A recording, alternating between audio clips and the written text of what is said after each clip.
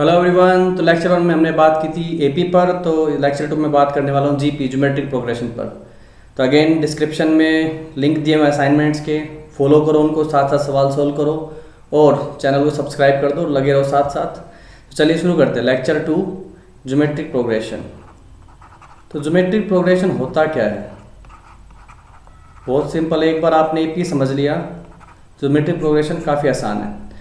ठीक है, जैसे एपी में हमने बोला था डिफरेंस सेम होता है, तो यहाँ पे हम बात करते हैं रेशो की, कि कोई भी दो कॉन्जुगेटिव टर्म का रेशो सेम होगा तो उसको बोल देते अपन क्या, कॉमन रेशो। वहाँ पे बोलते थे कॉमन डिफरेंस, यहाँ पे बोलते हैं कॉमन रेशो। ओके, तो इस बात को गौर कर लिया जाए कि जहाँ जहाँ एपी में डिफरेंस वहाँ पे डिवीजन जीपी के अंदर, जहाँ जहाँ एपी में एडिशन वहाँ पे जीपी के अंदर प्रोडक्ट, और जहाँ पे कोई कांस्टेंट मल्टीप्लाई करते थे एपी के अंदर यहाँ पे बन जाएगी पावर के अंदर। एक तरह से जीपी का अगर आप लॉग ले लो तो क्या बन जाती है, एपी।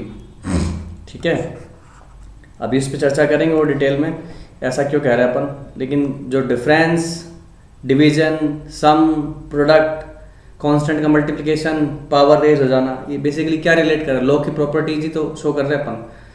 अभी और क्लियर करेंगे इस बात को।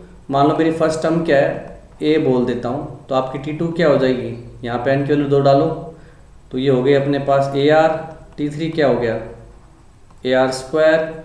T4 हो गया अपने पास ए आर क्यूब। तो इस तरह से कंटिन्यू करें तो मेरा nth टर्म, Tn बोलो या An बोलो, जैसी भी आपकी इच्छा है, A R raise to power n-1 है कि नहीं। तो अगर देखो बोथ साइड अगर मैं लॉग ले लूँ, यहाँ पे लॉग ए एन क्या बनेगा, ये लॉग ए, लॉग की प्रॉपर्टी लगा देता हूँ, log r raise to power n-1 power आगे आ जाएगी लॉग आर। तो दिख रहा है ना, ये अपनी फर्स्ट टर्म हो गई, ये अपनी क्या हो गई, कॉमन डिफरेंस। तो किससे मैच कर गई, a plus n-1 into D. तो ए पी की बन गई nth टर्म। तो इसलिए अपन ने बोला कि अगर आप जीपी के टर्म्स का लॉग ले लोगे तो सारी टर्म्स किस में हो जाएंगी, करस्पॉन्डिंग टर्म्स एपी में हो जाएंगी। तो ये तो जीपी के अपने पास क्या था, nth टर्म का फॉर्मूला सीख लिया अपन ने। कुछ बिल्कुल सिंपल से सवाल सोल्व किए जाएं इस पे। तो क्वेश्चन है, थर्ड टर्म मान लो अपनी इसकी है 2 एंड 6 टर्म है मेरे पास -1/4। तो फिर अपने को ए और आर की वैल्यू निकालनी, ये पता लग जाएंगे तो पूरी जीपी पता कर सकते हो। थर्ड टर्म का मतलब मान लेता हूँ first term A common ratio R है, ए R square is 2 and A are raise to power 5 is equal to -1/4। ठीक है, अब देखो एपी में क्या करते थे अपन, सब्ट्रैक्ट करके ख़त्म करते थे। तो यहाँ पे डिवाइड करेंगे, डिवाइड करते हैं 2 डिवाइडेड बाई 1 करोगे, ए से A cancel, R cube is equal to -1/8। So are का वैल्यू आ गया मेरे पास -12। अब ये वैल्यू आप कहीं पे भी डाल लो, यहाँ डाल देता हूँ तो ए का वैल्यू आ गया मेरे पास कितना, -12 का स्क्वायर 1/4 मल्टीप्लाई करूँगा उधर तो 8 हो जाएगा। ए पता लग गया, आर पता लग गया। अब कोई भी टर्म निकाल सकते हो आप। जैसे अगर मैं पूछूँ आपसे कि 20th टर्म क्या होगी, तो आप 20th टर्म निकाल दो। T20th हो जाएगी मेरे पास a -12 रेज टू पावर 19। तो this is -2 raise to power 3 and 16 हो जाएगा। ये होगी अपनी 20th टर्म। इस तरह से निकाल सकते हो। अपने को बोला जा रहा है कि a plus b x upon a minus b x is equal to b plus c x upon b minus c x is equal to c plus d x upon c minus d x. यहाँ पे अपने ABC सब real number है, denominator not equal to 0 है in all cases. तो अपने को बताना है कि A B C D GP में ये प्रूव करके बताना है। अब देखो जब भी मैं इस तरह से देखता हूँ प्लस माइनस का कॉम्बिनेशन, तो अपने दिमाग में एक चीज़ आती है CND rule, component and dividend. ठीक है, सिंपली उसमें क्या होता है, कॉम्पोनेंट डिविडेंड के अंदर न्यूमरेटर प्लस डिनोमिनेटर अपन numerator minus denominator, numerator plus denominator, denominator minus denominator. तो इसमें कॉम्पोनेंट डिविडेंड रूल लगाओगे तो a upon B x is equal to B upon C X. तो यहाँ से क्या निकल के आ गया, a by B is equal to B by सी।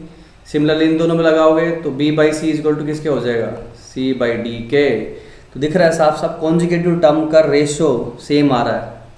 ठीक है, इसको उल्टा कर दो तो ये बन जाएगा b by A is equal to C by B is equal to D by C. इसको r बोल दो। है कि नहीं।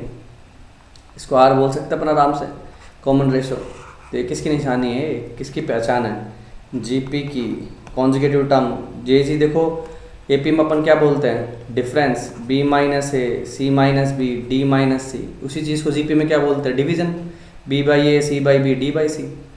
ओके, सो आई होप आपको क्लियर हो रहा होगा कि जीपी की टर्म्स को कैसे रिलेट किया जाता है। सेम ऐसे ही क्वेश्चन लें, ये एनसीईआरटी में दिया हुआ है मिसलेनियस में, तो कॉन्सेप्ट देखना अपन कैसे फ्रेम कर रहे हैं, ये रेशियो वाली चीज़ कैसे जनरेट करते हैं। अरे A square plus B square plus C square into P square minus twice of A B plus B C plus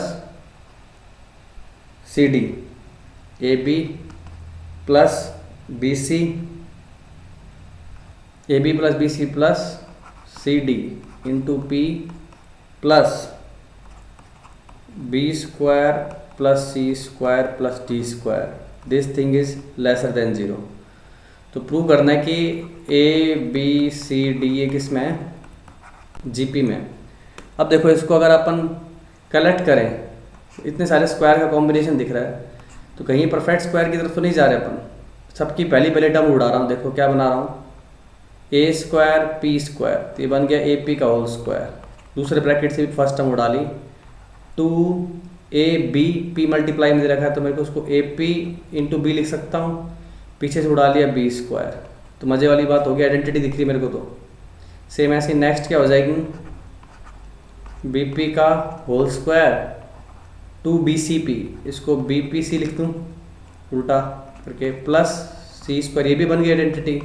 similarly first bracket का third term C P square, second bracket का third term two C D P को लिख दिया C P into D, और last वाले का third term D square. ठीक है, कॉम्बिनेशन देखो कैसे बना रहा हूँ, ये और ये नीचे वाली टर्म पकड़ो पेयर वाइज, इन तीनों को उठाते जाओ एक एक साथ में, एक एक सेट बना के, तो ये क्या बन जाता है, परफेक्ट स्क्वायर बन रहा है, जो कि देखने में बन रहा है मेरे पास A P minus B whole square plus B P minus C whole square plus C P minus D whole square less than equal to zero. Okay, अब देखो तीन परफेक्ट स्क्वायर्स का सम, ये रियल नंबर है तो लेस देन जीरो तो होने से रहा, इक्वल टू जीरो ही हो सकता है। और इक्वल टू जीरो भी कब होगा, जब ये इंडिविजुअल इक्वल टू जीरो हो, अदरवाइज तो ये कुछ भी होते तो स्क्वायर होने के बाद कुछ ना कुछ पॉजिटिव तो जनरेट कर ही देते। तो इनका जीरो होना बहुत ज़रूरी है। तो आपको पता लग गया कि यहाँ से आ गया b बाई ए बराबर p, यहाँ से आ गया c बाई बी बराबर p, यहाँ से आ गया d by C is equal to p. तो सब p के बराबर है, तो एक तरह से क्या है, b और a का रेशो, c और b का रेशो, d और c का रेशो सेम है। तो ये क्या हो गया, a b c d conjugative term conjugative term conjugative term, ratio same है, तो क्या हो जाएगी भैया, ये हो जाएगी अपनी जीपी। इजी, मेरे पास तीन नंबर है ए बी सी, ये ए पी में, ठीक है, and a plus one b c ये जी पी में, also a b and c plus two ये भी किस में है, जी पी में। तो मेरे को फाइंड आउट करना है ए बी सी की वैल्यूज़ क्या होंगी। तीन कंडीशन, तीन ये है। देखो ए पी का मतलब क्या होता है, बीच वाली का डबल, आजू बाजू का सम। और ये चीज़ जीपी में कैसे जाएगी, देखो जीपी में क्या होता है, जहाँ सम है एपी का वहाँ जीपी का प्रोडक्ट, और जहाँ कांस्टेंट मल्टीप्लाई कर रखा है वहाँ स्क्वायर हो जाएगा। सोच भी सकते हो ना कि ए बी सी अगर जीपी में हो तो B by A is equal to C by B, तो B square is equal to A सी।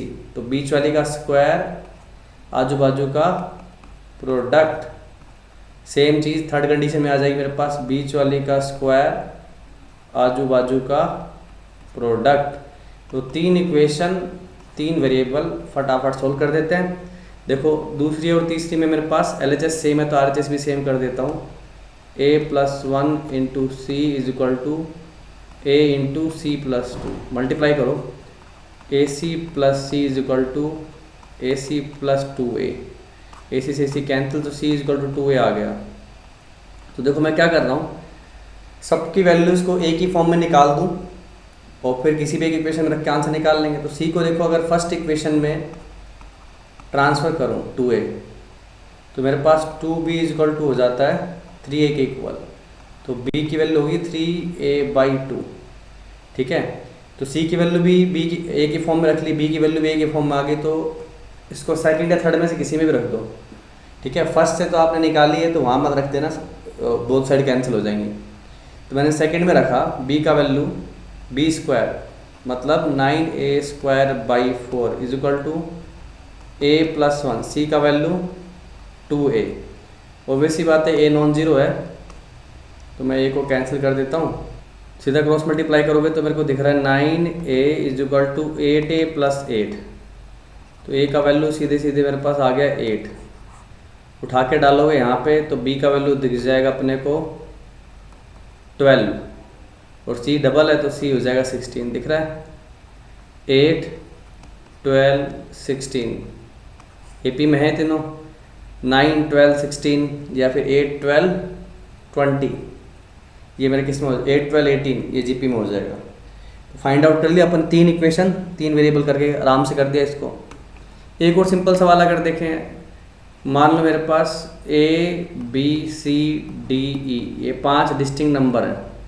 शुरू के 3 मेरे पास AP बनाते हैं, ये बीच वाले 3 GP बनाते हैं, और ये बाद के 3 HP बनाते हैं। HP कुछ नहीं होता, AP का उल्टा है। ठीक है, टर्म्स को उल्टा कर दोगे तो AP बन जाएगी। हाल फिलहाल इतनी इन्फॉर्मेशन काफ़ी है HP के लिए। तो मेरे को प्रूव करना है that ACE are in GP का मतलब बीच वाली का स्क्वायर, आजू बाजू का प्रोडक्ट दिखाना अपने को। तो ठीक है, जो बोला गया वो करते हैं। 3 नंबर AP में मतलब 2b is equal to a + c। Okay, ये 3 GP में मतलब c² is equal to bd, और पीछे वाले 3 HP में होने का मतलब उल्टा AP में हो जाएगा, मतलब 2/d बीच वाली का डबल, आजू बाजू का सम। समझ रहे हैं आप, टर्म्स को उल्टा कर दिया तो AP में हो जाएंगे, तो AP प्रॉपर्टी लगा दी, बीच वाले का डबल, आजू बाजू का सम। तो देखो मेरे को फाइनल क्वेश्चन में ना तो B है ना D है, तो B और D को एलिमिनेट कर दो, तो B की वैल्यू तो ऊपर से आ जाएगी और D की वैल्यू यहाँ से डाल देता हूँ। तो B की वैल्यू यहाँ से मैं डाल रहा हूँ a + c/2। सोल्व करो, D की वैल्यू क्या आएगी एलसीएम वगैरह लेके, c + c, CE 2 times CE/c + e। Transfer करो बीच वाले के अंदर, तो c² is equal to B का value a + c/2 into 2CE/c + e। So c से c एक कैंसिल कर दूँ, ये जरूर कर देना भाई, मल्टीप्लाई वगैरह करने से पहले आराम रहेगा। क्रॉस मल्टीप्लाई करो, ये हो गया c² + CE, ऊपर वाले टर्म को मल्टीप्लाई करो AE + CE, CE से CE भी कैंसिल। सो मैंने फाइनली प्रूव कर दिया c² is equal to AE। तो ये आ गई अपनी GP, प्रूव कर दिया आराम से। तो सिंपल सा सवाल है, इंटरेस्टिंग बिल्कुल। ओके, थोड़े बहुत क्वेश्चन और लेते हैं और अच्छे से क्लैरिटी लेके आते हैं टर्म्स को लेके। तो A1 + A2 + A3 ये आपका है 13 के इक्वल। ओके, और इनका जो स्क्वायर है वो किसके इक्वल है, दैट इज इक्वल टू 91। तो बोल रहा है कि फाइंड, और ये जो A1 A2 A3 है ये भी मेंशन कर देता हूँ, GP की टर्म्स है। तो मैं फर्स्ट टर्म और कॉमन रेशो के बारे में भी बोल सकता हूँ आपको, या फिर सीधे सीधे बोलो कि आप A1 निकालो, A2 निकालो, A3 निकालो। अगर A1 को मैं A बोल दूँ तो A2 क्या होगा GP के अंदर AR, A3 क्या हो जाएगा AR²। यूज़ करते हैं उसका। तो फर्स्ट इक्वेशन बन गई हमारे पास A + AR + AR² is equal to 13। ठीक है, A कॉमन खींच लूँ, 1 + R + R² is equal to 13, equation number 1। Second में स्क्वायर करके ऐड करना है, तो A² R⁴ is equal to 91। अब देखो ये हो, इसमें से भी आप A² कॉमन खींच लो, 1 + R² + R⁴ is equal to 91। वो अपने को डिवाइड इस तरह से करना है कि एटलीस्ट एक वेरिएबल तो उड़ जाए। तो मैं क्या करूँगा, 2 डिवाइडेड बाई 1 का स्क्वायर, ताकि A² कैंसिल हो जाए। तो करो, ए स्क्वायर कैंसिल हो गया, नीचे वाली 2 का बच गया ये, ऊपर वाला हो गया मेरे पास स्क्वायर,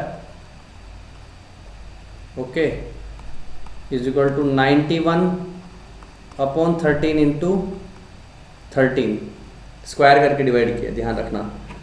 सो अब एक देखो बड़ी इंटरेस्टिंग चीज़ है, याद भी रखना अपने को, बेसिक मैथ में हम कवर करते हैं इस चीज़ को, कि ये जो फेवरेट अपना 4 डिग्री का पोलिनोमियल है जो बहुत आराम से फैक्टराइज हो जाता है। कैसे? इसमें आप r² ऐड कर दो और r² सब्ट्रैक्ट कर दो, तो ये पूरी चीज़ क्या बन गई अपनी आइडेंटिटी, किस चीज़ की, r² + 1 whole square minus r²। तो a² + b² वाली फॉर्म लगा दो ऊपर, तो दो फैक्टर क्या दिखेंगे मेरे को, r² + 1 + r, and second factor r² + 1 - r। याद रखेंगे आप इसको, काफ़ी जगह काम आता है। 1 + r + r² का होल स्क्वायर, डिवाइड कर देता हूँ, 13 × 7 = 91 थे ना, 13 × 7 = 91, एक कैंसिल कर दिया तो बच गया मेरे पास क्या, r² + 1 - r upon r² + r + 1 = 7/13। Cross multiply करो, क्वाड्रेटिक सोल्व करेंगे, 13r² 7r² कितना हो गया भाई, 6r² -13r + 7r, इधर आके माइनस का होगा तो माइनस का 20r + 13 - 7 that is 6 = 0। So I can write this as 3r² 10r + 3, साफ साफ दिख रहा है, मिडिल टर्म स्प्लिट हो जाएगी आपसे आराम से, -9r - r + 3 = 0। सो दो फैक्टर बन गए, 3r - 1 and r - 3 = 0। So r की दो वैल्यू आ गई, एक तो 1/3, एक 3। अब इसको चाहे जिस इक्वेशन में पुट कर दो, आप चाहो तो फर्स्ट इक्वेशन में पुट कर सकते हो, 13 वाली क्या थी वो, a × 1 + r² = 13। तो अगर मैं इसमें r की वैल्यू 3 डाल रहा हूँ तो बहुत ही मज़ेदार दिख रहा है, 1 + 3 + 3 का स्क्वायर, 13 कैंसिल करके मेरे को a की वैल्यू 1 नज़र आ रही है। और अगर मैं r की वैल्यू 1/3 पुट करूँगा तो 1 + 1/3 1/3 स्क्वायर, अगेन एलसीएम लेने के बाद कैंसिल होगा, a की वैल्यू 3 हो जाएगी। अगर r की वैल्यू 1/3 लोगे तो a की वैल्यू आ रही मेरे पास 3, है ना, 13 कैंसिल होने 9 एलसीएम 9 है, ठीक है ना, दिखा देता हूँ, 1 + 1/3 1/3 स्क्वायर, और एलसीएम लोगे 9 + 3 + 1, तो 13 कैंसिल होके की वैल्यू मेरे को 9 दिख जाएगी। तो अकॉर्डिंगली आप दोनों केस में अपनी टर्म्स बना सकते हो, फर्स्ट टर्म r से मल्टीप्लाई किया r का स्क्वायर, और अगर 9 लोगे फर्स्ट तो मल्टीप्लाई करोगे 3 एंड 1, तो कुछ नहीं है, वो रिवर्स होके दिख रही है, या तो ऐसे चल लो या फिर ऐसे चल लो, टर्म्स तो दोनों सेम ही बन रही हैं, ईजी। सो आई होप ये क्लियर हुआ होगा कि जनरल टर्म का कैसे यूज़ करते हैं अपन। अब एक एपी में एक सेम ऐसा ही क्वेश्चन आपने एपी में भी किया हुआ है, तो यहाँ पे भी कर लेते हैं। मान लेते हैं कि अपनी pth, qth and rth terms of GP are x, y and z। तो ध्यान आपने वो एपी में कैसे किया था, a × r - p, तो इसमें इंटू ना करके मैं पावर चढ़ा रहा हूँ, x⁻⁴ ये हो गया मेरे पास फर्स्ट है, तो q - r, y r - p, z p - q, इसको 1 प्रूव करना है। उसमें क्या किया था अपन ने, ये चीज़ चल रही थी इंटू में, और प्रोडक्ट की जगह था बीच में सम, और वो आ रहा था आंसर 0। देख लो बिल्कुल लॉग टाइप का मामला लग रहा है कि नहीं लग रहा है, इसलिए हमने ऐसा बोला था। तो क्या करोगे, इसमें टर्म्स लिखो, x क्या है, capital A r p - 1, a और कैपिटल मेरी फर्स्ट टर्म और common ratio respectively, q - 1, z a r -1, ठीक है। कैपिटल इसलिए लिया क्योंकि क्वेश्चन में ऑलरेडी r को यूज़ किया हुआ है, तो कन्फ्यूज़न नहीं होना चाहिए।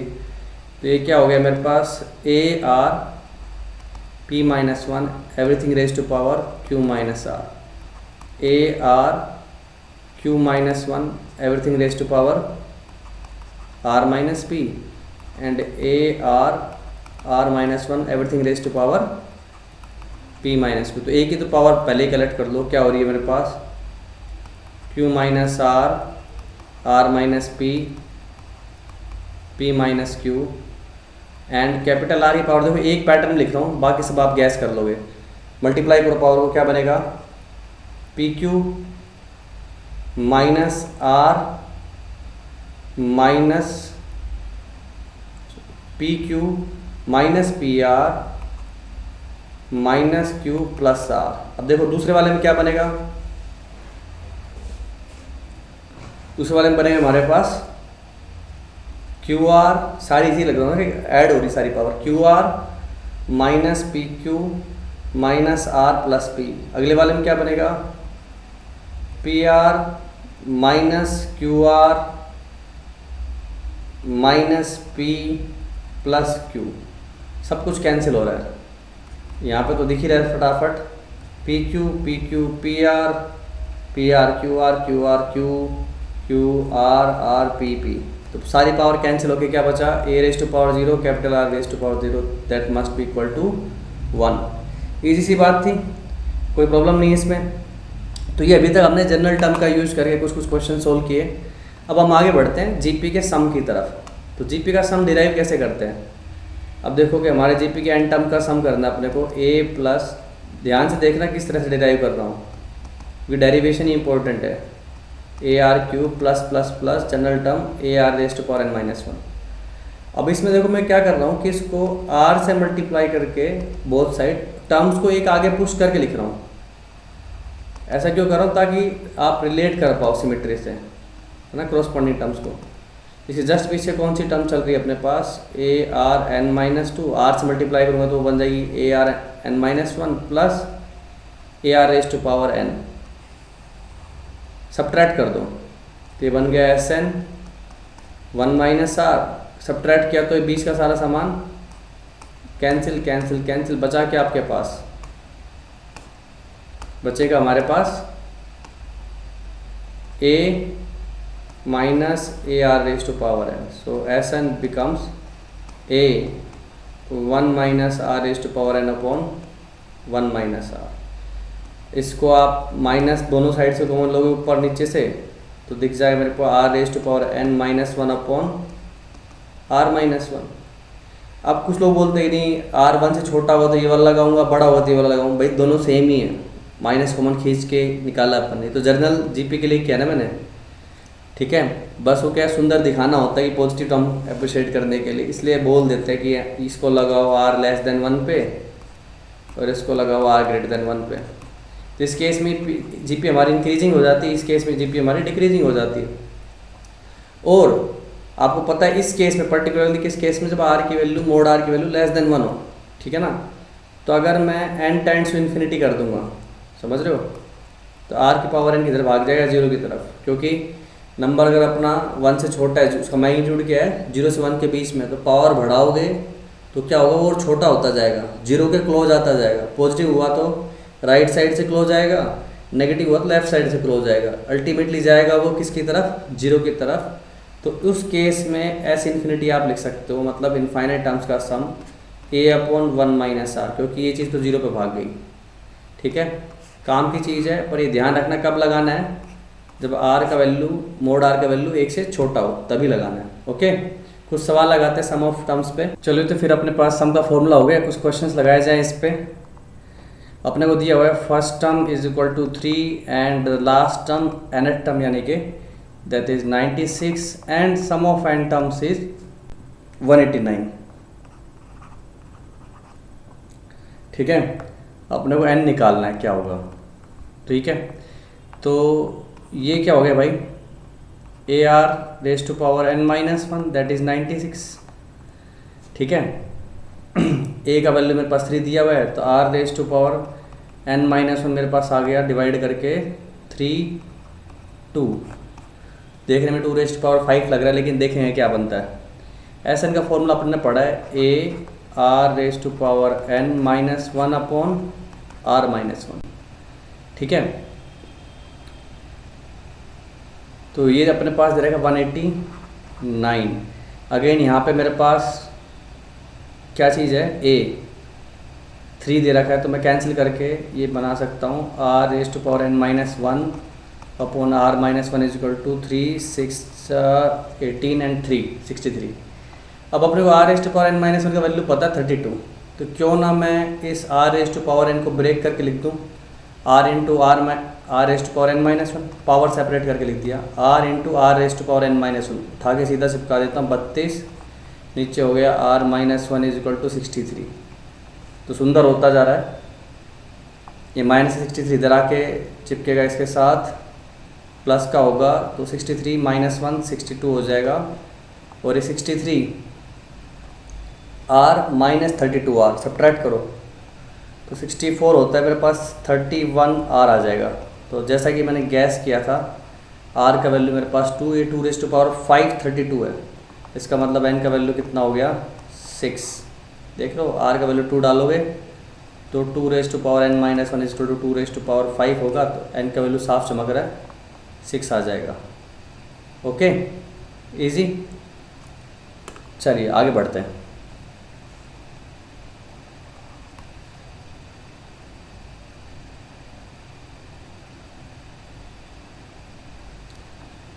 अच्छा सवाल है, एनसीईआरटी टेक्स्ट बुक से उठाया हुआ है।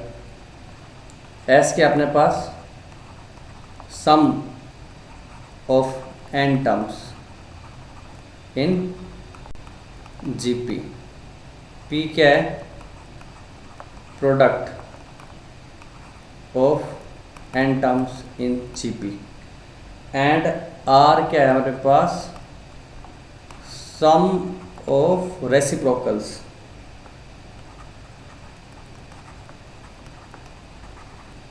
Of terms of same GP. ठीक है, जिस जीपी की अभी स्टार्टिंग से बात चल रही है उसी जीपी की बात कर रहा हूँ मैं भी। तो एक तरह से मैं क्या कह रहा हूँ, एस क्या है अपना, a plus A R plus A R square plus plus plus A are raise to power n minus 1। तो ये अपन जानते हैं already, A are raise to power n minus 1 upon are minus 1, ये हो गया मेरे पास capital S. Okay, and P क्या हो जाएगा, सबका प्रोडक्ट, एन टर्म्स का product, A raise to power N R raise to power, सारी पावर ऐड कर देता हूँ 1 + 2 + 3 अप टू n माइनस 1। तो 1 से लेकर n माइनस 1 तक का सम क्या हो जाएगा, n minus 1 into n divided by 2। ठीक है, sigma n, sum of first n natural number का फॉर्मूला होता है ना, n इंटू n + 1/2। तो यहाँ पे अपने पास कितने नेचुरल नंबर हैं, n माइनस 1 नेचुरल नंबर है, और कैपिटल आर क्या हो रहा है मेरे पास 1/a 1/ar, ये भी जीपी है कि नहीं, 1/a r raise to power n minus 1। तो बेसिकली इसकी फर्स्ट टर्म 1/a है, तो r क्या हो गया मेरे पास, और रेशो है इसका 1/r raise to power n, GP है देख लो 1 - 1/r। तो सोल्व करूँगा तो ये क्या बन रहा है अपने पास, 1/a r raise to power n minus 1 upon r raise to power n, और ये हो रहा है r minus 1 upon r। So basically this is r raise to power n minus 1 upon a r n minus 1 into r minus 1। ठीक है, अपने को देखो प्रूव क्या करना है, क्वेश्चन में बोल रहा है प्रूव करके बताओ कि p square, prove that p square is equal to p square into r raise to power n is equal to s raise to power n।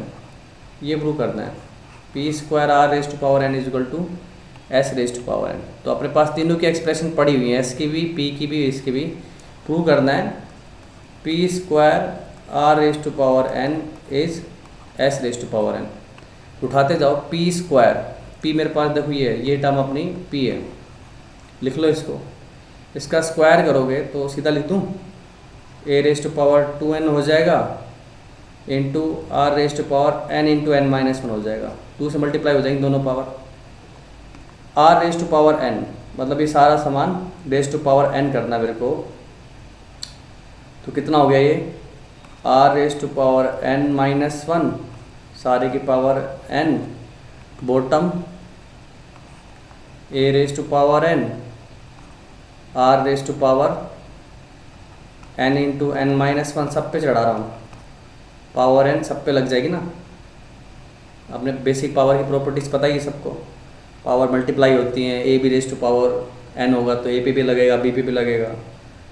तो ये वाला पार्ट सीधे सीधे कैंसिल हो गया, ये बचा मेरे पास सिर्फ n, तो ये पूरी चीज़ बन जाती है a raise to power n r raise to power n minus one whole raise to power n upon r minus one raise to power n। You can easily see कि ये पूरे सब पे इकट्ठा पावर खींच लूँ, a r raise to power n minus one upon r minus one, सारे का पावर क्या बन गया n, जो कि क्या है s raise to power n है। ईजी, समझे आप? आसान था बिल्कुल ये।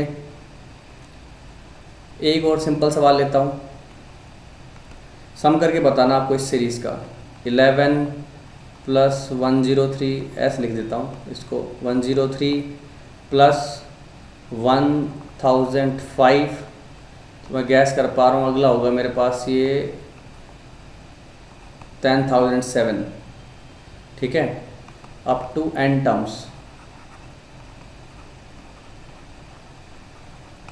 पैटर्न देखो आप, 11, 103, 1005, 10,007, तो आपको नहीं लग रहा है कि इसको ब्रेक कर देना चाहिए? 10 प्लस 1, 100 प्लस 3, 1000 प्लस 5, 10,000 प्लस 7, ऐसे पेयर में इनको ब्रेक करके लिख दूँ, n टर्म्स तक चल रहा है, तो अलग अलग कर दिया जाए तो ये क्या बनेगा मेरे पास 10, 100, 1000 and so on up to n terms, plus दूसरा ब्रैकेट क्या हो जाएगा 1, 3, 5, 7 n टर्म्स। तो ये तो मेरी जीपी हो गई।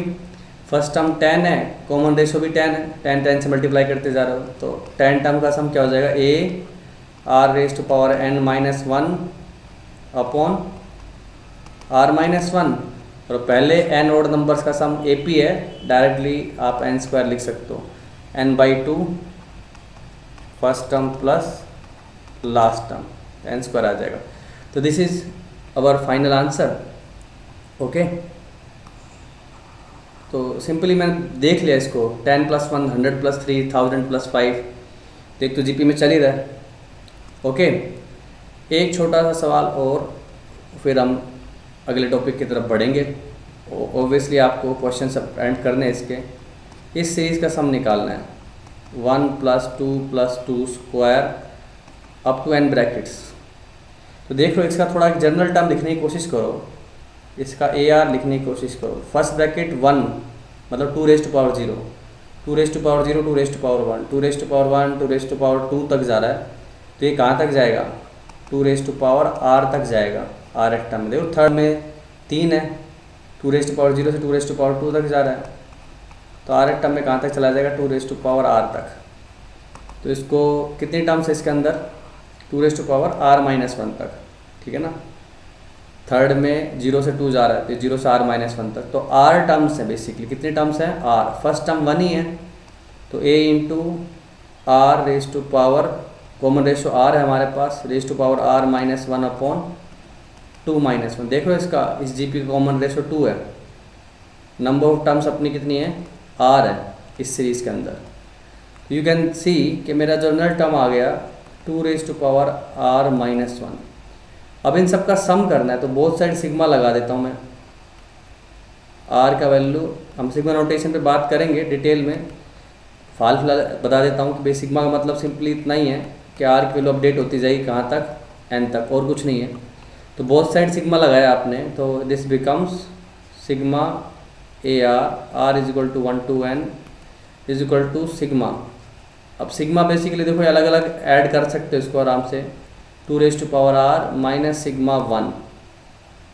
अगेन ये सीरीज़ क्या है, R की वैल्यू 1 से n तक जा रहे हो, तो 2 square 2 cube 2 raise to power n minus 1 plus 1 plus 1, how many times n times, सीधा n लिख दूँ। तो ये भी अगेन जीपी तो है, फॉर्मूला क्या हो जाएगा, a are raise to power n minus one upon are minus one, तो कितना हो गया, two raise to power n plus one minus two minus n, ये आ गया मेरा sum of N terms. Okay, तब आप सवाल लगाइए। चलिए आगे बढ़ते हम, properties of GP, terms in GP, क्या स्पेसिफिक प्रॉपर्टीज होती हैं। तो मिलती जुलती तो एपी से ही होंगी बिल्कुल, बस सम, प्रोडक्ट, डिफरेंस, डिवीजन, इतना ध्यान रखना है। तो सबसे पहले तो अजम्पशन ऑफ टर्म्स देख लें, ठीक है।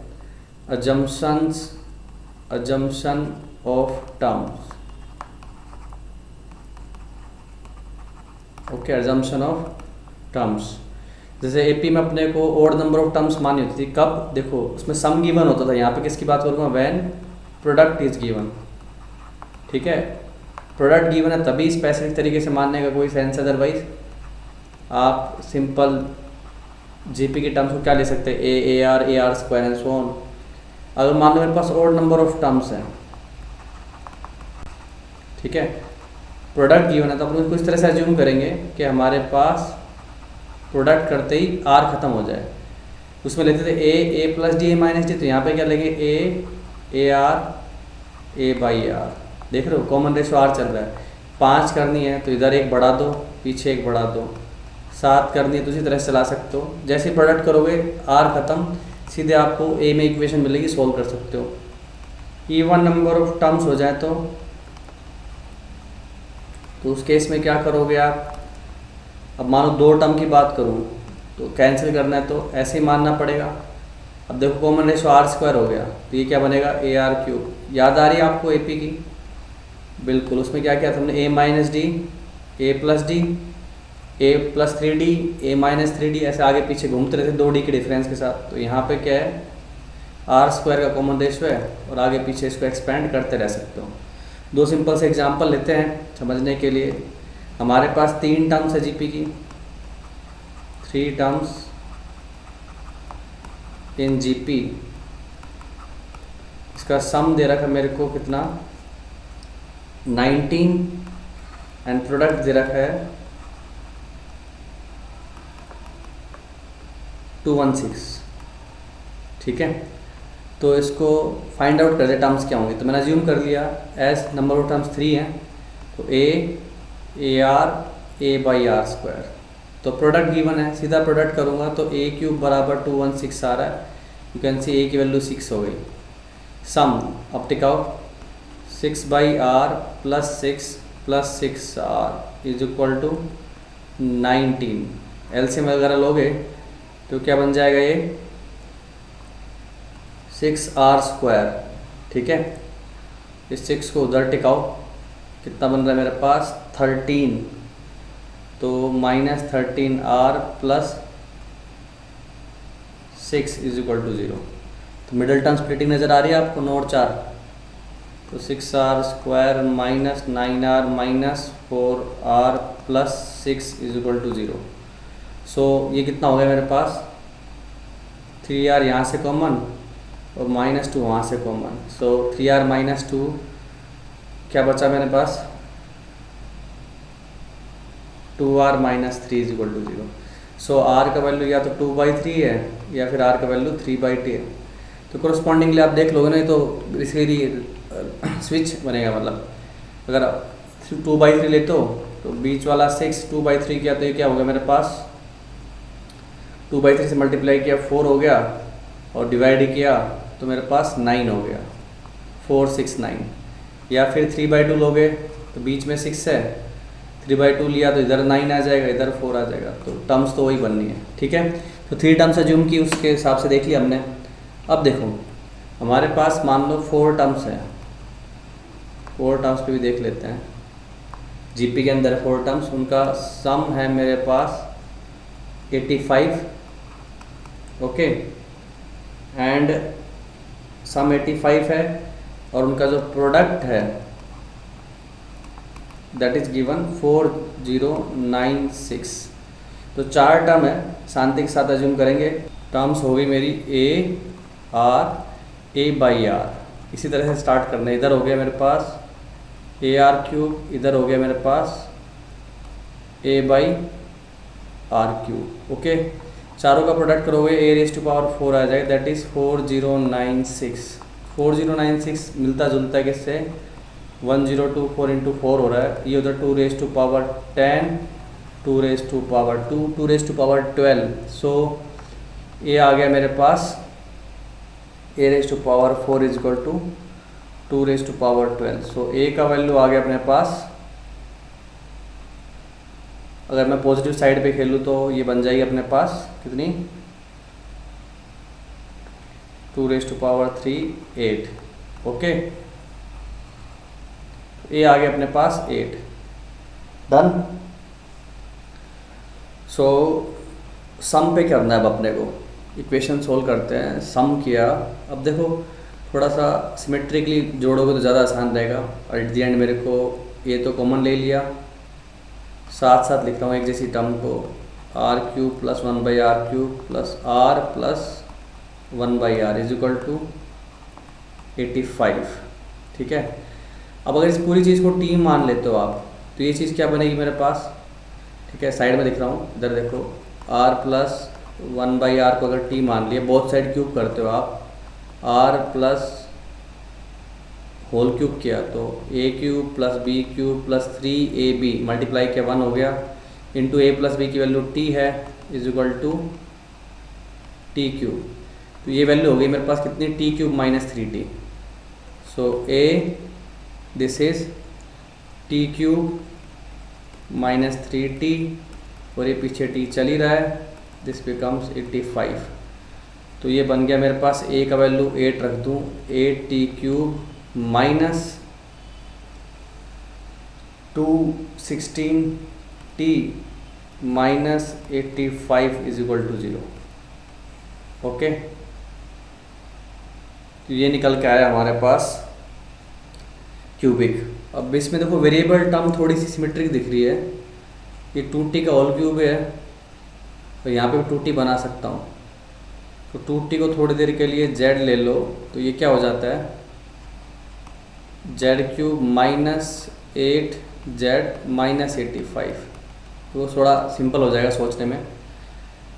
अब 85 एक रूट अभी भी गैस करना पड़ेगा मेरे को, तो z क्यूब का मतलब हो गया, अगर मैं z को 5 ले लूँ तो ये क्या बनेगा, 125 माइनस 40, यस 5 सेटिस्फाई कर रहा है, तो z माइनस 5 इसका एक रूट हो जाएगा। तो फैक्टराइज कर दो, z cube minus 5z square plus 5z square. देख लो ना स्प्लिट कैसे करते हैं अपन, ताकि z माइनस 5 कॉमन निकलता रहे।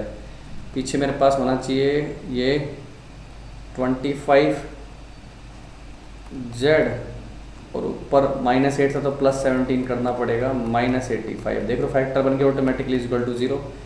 सो यहाँ से कॉमन खींचा आपने z स्क्वायर, यहाँ से 5z, यहाँ से 17।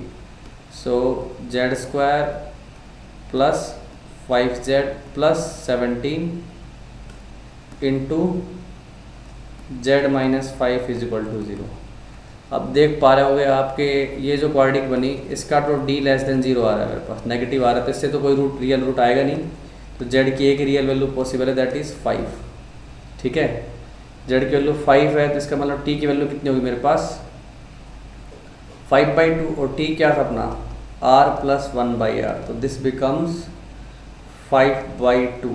तो क्वाड्रेटिक बना देता हूँ, 2r square minus 5r plus 2 is equal to 0। Factorise हो रही है आराम से, है ना, 2r square minus 4r minus r plus 2 is equal to 0। This is 2r minus 1 into r minus 2 is equal to 0। So r is 1/2 और r is equal to 2, और ये पहले निकाल के बैठे हो आप 8। तो अपनी चारों टर्म पता कर लेना भाई अपने आप, क्या है अपनी a by r, a r cube, a by r cube. ठीक है, दोनों केस में वो आएगा आंसर सेम ही, डिक्रीजिंग आएगी एक केस में, इंक्रीजिंग आएगी, चारों टर्म सेम ही आने वाली है, तो लोड नहीं लेना उसका। ओके, अब ये बात भी आप दिमाग में रख सकते हो कि भाई कि हमारे पास दो जीपी की कोरस्पॉन्डिंग या एक पर्टिकुलर जीपी की हमारे पास टी एन क्या लिखते हैं, ए आर n-1। अब AP में तो क्या था कि आप कोई भी कांस्टेंट जोड़ो, घटाओ, मल्टीप्लाई करो, डिवाइड करो, फाइनल टर्म जो सीक्वेंस बनती थी हमारी वो GP में AP में ही रहती थी। लेकिन JP में और जोड़ने घटाने का मतलब ऐड और सब्ट्रैक्ट करने से तो टर्म्स चेंज हो जाएंगी, कुछ और ही सीक्वेंस बन जाएगी, पर प्रोडक्ट का कोई लोड नहीं है, क्योंकि अगर मैं इसको मान लो K से मल्टीप्लाई कर दूँ, ठीक है, ये क्या बन जाएगा K इंटू A R का पावर n-1। तो ऑब्वियसली बात है नई मेरी फर्स्ट टर्म बन गई, ये मान लो नई सीक्वेंस बनती है, ये कैपिटल A R-1, तो अभी भी कैसी लग रही है, GP की जैसी लग रही है। और दूसरा मान लो मेरे पास दो GP हैं, ओके, एक AN डैश या BN बोल देता हूँ, वो है capital A capital R n-1, दो GP तो उनकी टर्म ऐसे ही दिखेंगी। अगर कोरोस्पॉन्डिंग टर्म्स को अगर मल्टीप्लाई कर दिया जाए तो मेरे पास क्या बनेगा, A capital A R capital R raise to power n-1। तो अभी भी कैसे मैच कर रहे हैं, हमारा GP से ही। तो इसका मतलब दो GP कोरोस्पॉन्डिंग टर्म्स को अगर मल्टीप्लाई करके नई सीक्वेंस बनाओगे तो वो भी क्या रहेगी, GP ही रहेगी। ओके, तो एक छोटा सा सवाल लेते हैं इसी पे ही। मान लो मेरे पास ये A1 A2 A3 B1 B2 B3 ये क्या दो GP हैं, जिसमें A1 का वैल्यू आपको मैं दे रहा हूँ 2√3 और B1 का वैल्यू दे रहा हूँ मैं आपको 52/9 इंटू √3। ओके, और साथ ही साथ प्रोवाइड कर रहा हूँ कि 3 टाइम्स A99 B99 इज़ 104। तो अपने को समेशन निकालना है AI BI I is equal to, कहाँ तक चलोगे आप, 1 से 30 तक ले लो, ठीक है, इसका वैल्यू निकालना है। तो बेसिकली मैं इनको दो GP कोरोस्पॉन्डिंग टर्म को मल्टीप्लाई करोगे तो ये भी एक GP है, जिसका फर्स्ट टर्म क्या होगा, दोनों के फर्स्ट टर्म का प्रोडक्ट, कॉमन रेशो क्या होगा, दोनों के कॉमन रेशो का प्रोडक्ट। तो ये ध्यान रखना कि मेरे को इंडिविजुअली कॉमन रेशो नहीं चाहिए इनका, बस दोनों का प्रोडक्ट पता लग जाए, वो पता लगाया जा सकता है यहीं से ही। तो 3 A99 का मतलब A इसका common ratio raise to power 98, B99 मतलब इसका A common ratio raise to power 98 is equal to 104। तो फटाफट ज़रा वैल्यू रखो दोनों के फर्स्ट टर्म का, एक की है 2√3, दूसरे की है 52/9 इंटू √3, और ये हो गया R कैपिटल R सारे की पावर 98 इक्वल टू 104। कुछ कैंसिल होते दिख रही चीज़ें मेरे को, √3 3 × 9 कैंसिल, और 52 इंटू 2 हो जाएगा मेरे पास 104। तो ये भी पूरा कैंसिल हो गया, तो बच गया अपन। अदरवाइज़ लग रहा था कि पावर 98 कैसे ऐसे होगी। जनरली सवाल में मदद तो मिलती है, ध्यान से देखो। तो ये हो गया 1, इसका मतलब R का वैल्यू भी मेरे पास कितना होगा 1। -1 भी ले सकते थे यहाँ पे, ठीक है, पर -1 लोगे तो अल्टरनेट प्लस माइनस आएंगे। देखो R की वैल्यू 1 आने का मतलब क्या है, कांस्टेंट GP है। -1 ले लोगे तो प्लस माइनस 0 हो जाएगा उस केस में, क्योंकि मैंने number of terms Lee E1, तो पेयरिंग होके ऑटोमेटिकली सम 0 हो जाएगा। चाहो तो दुखी हो रहे हो तो दोनों केस ले सकते हो +-1। ओके, तो +1 है। अगर in case of capital R की वैल्यू 1 है तो कांस्टेंट GP बनेगी, सारी टर्म सेम ही बनेगी, मतलब हर एक टर्म A1 B1 के बराबर ही है। और A1 B1 का प्रोडक्ट मैं देखूँ तो क्या आ रहा है, 2√3 into 52/9 √3, so this turns out to be 104/9। So required sum हो जाएगा 30 times, because all terms are same. 30 into 10 divided by 9, so solve कर लो, ठीक है, डिवाइड बाई 3, √3 ये 3 काटेगा मेरे पास, 3 आ जाएगा, सो 10, ये 3 था, ओके, तो 1040। And in case you take R is equal to minus plus minus terms बनेगी, तो that sum will be equal to 0। Okay, so ये देखिए अपने GP की प्रॉपर्टीज़। एक बोनस सवाल और कर लेते हैं। ABC ये रियल नंबर है, ठीक है, और GP में, okay, and we are given that a plus b plus c is equal to xb. Find x belongs to real number जो इस बात को सेटिस्फाई कर पाए, x की रेंज निकालनी मोर लेस। तो first term, second term, third term क्यों ना चिपका दिया जाए।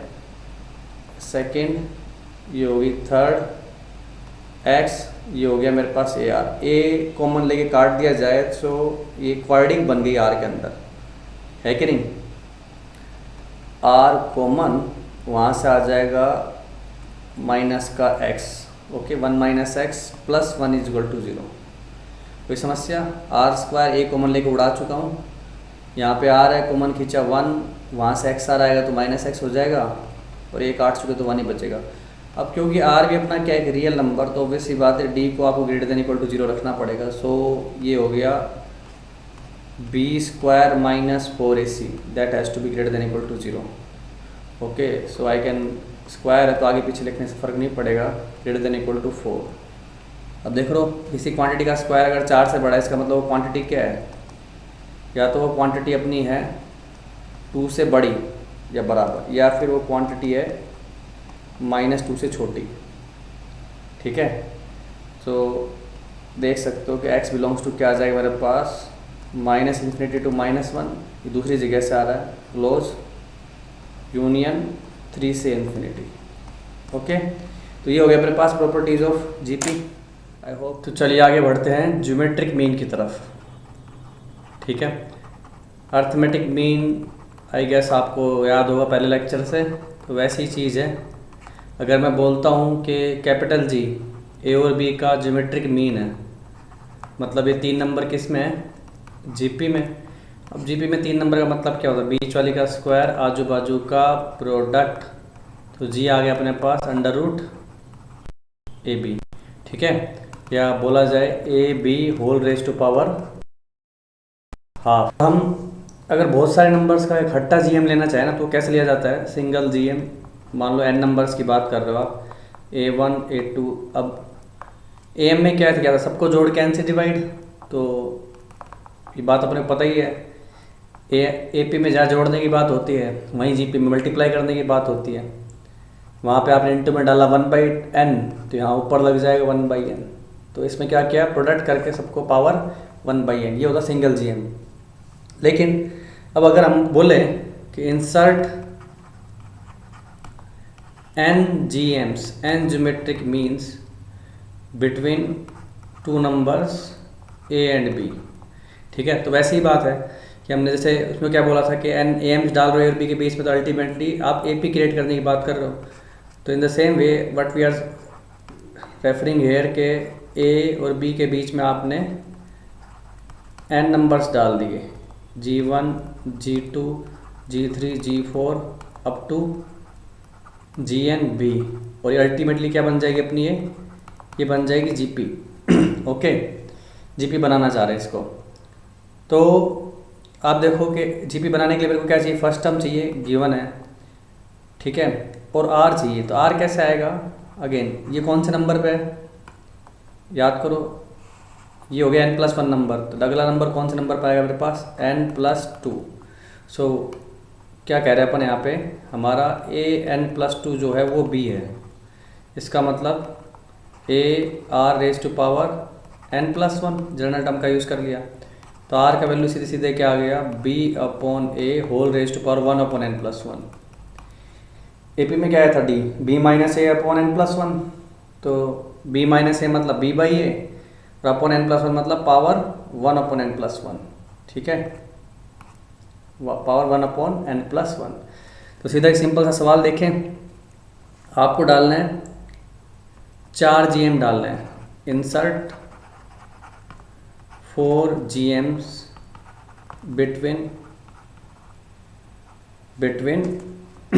2 and 486। ठीक है, तो 2 G1 G2 G3 G4 and 486। ये कौन सा नंबर पे, अपने छठे नंबर पे A6।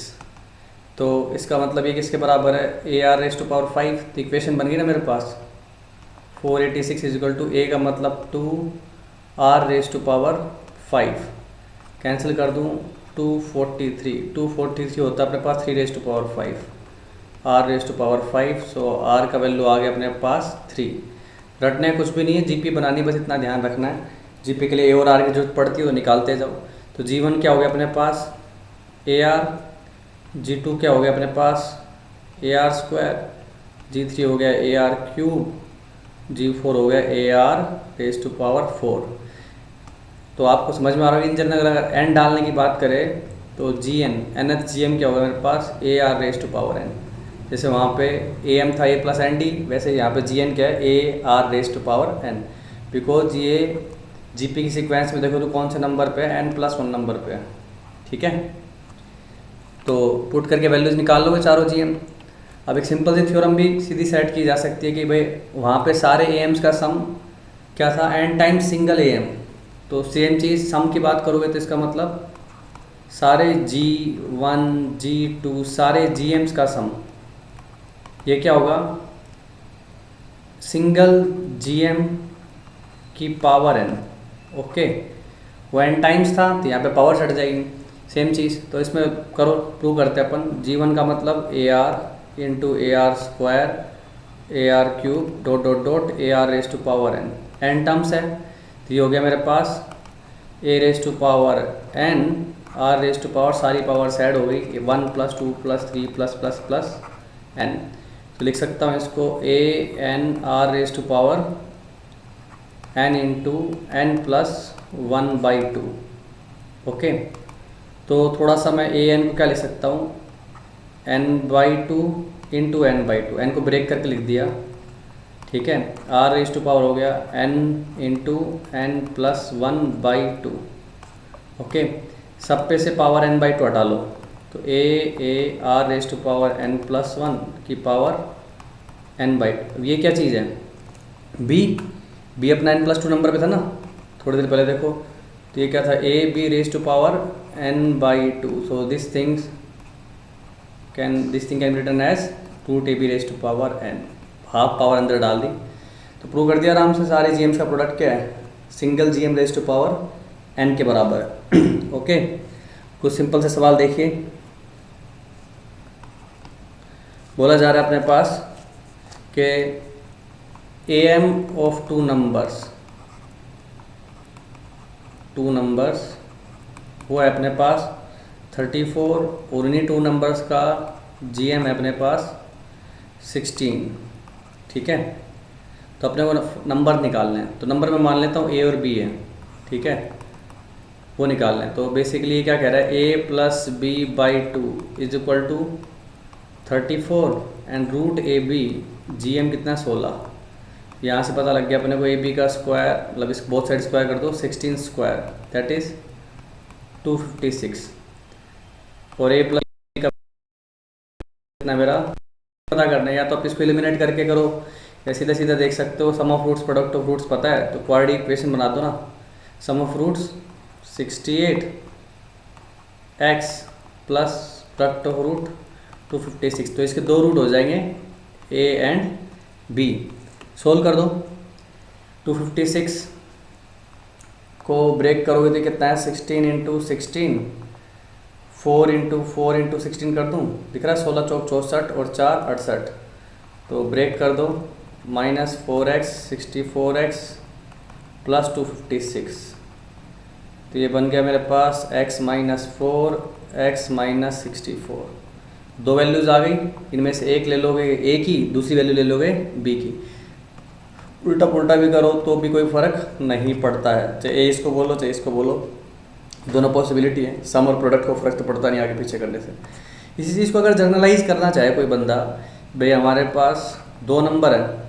ठीक है, दो नंबर है A एंड B, उनका AM तो क्या है कैपिटल A, GM है कैपिटल G। तो नंबर क्या होंगे नंबर सेम चीज़ पे AM का मतलब क्या है A + B/2 और GM का मतलब √AB।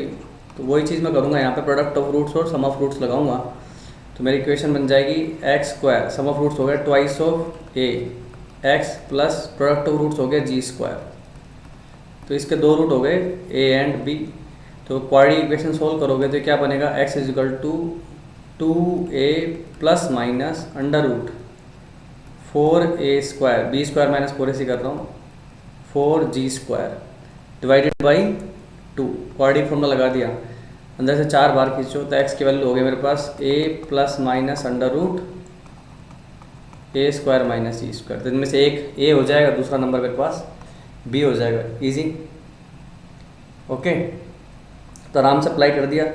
एक और सिंपल सवाल देखो जीएम पे, बोला जा रहा है कि भाई हमारे पास sum is n times, sum is n times the GM,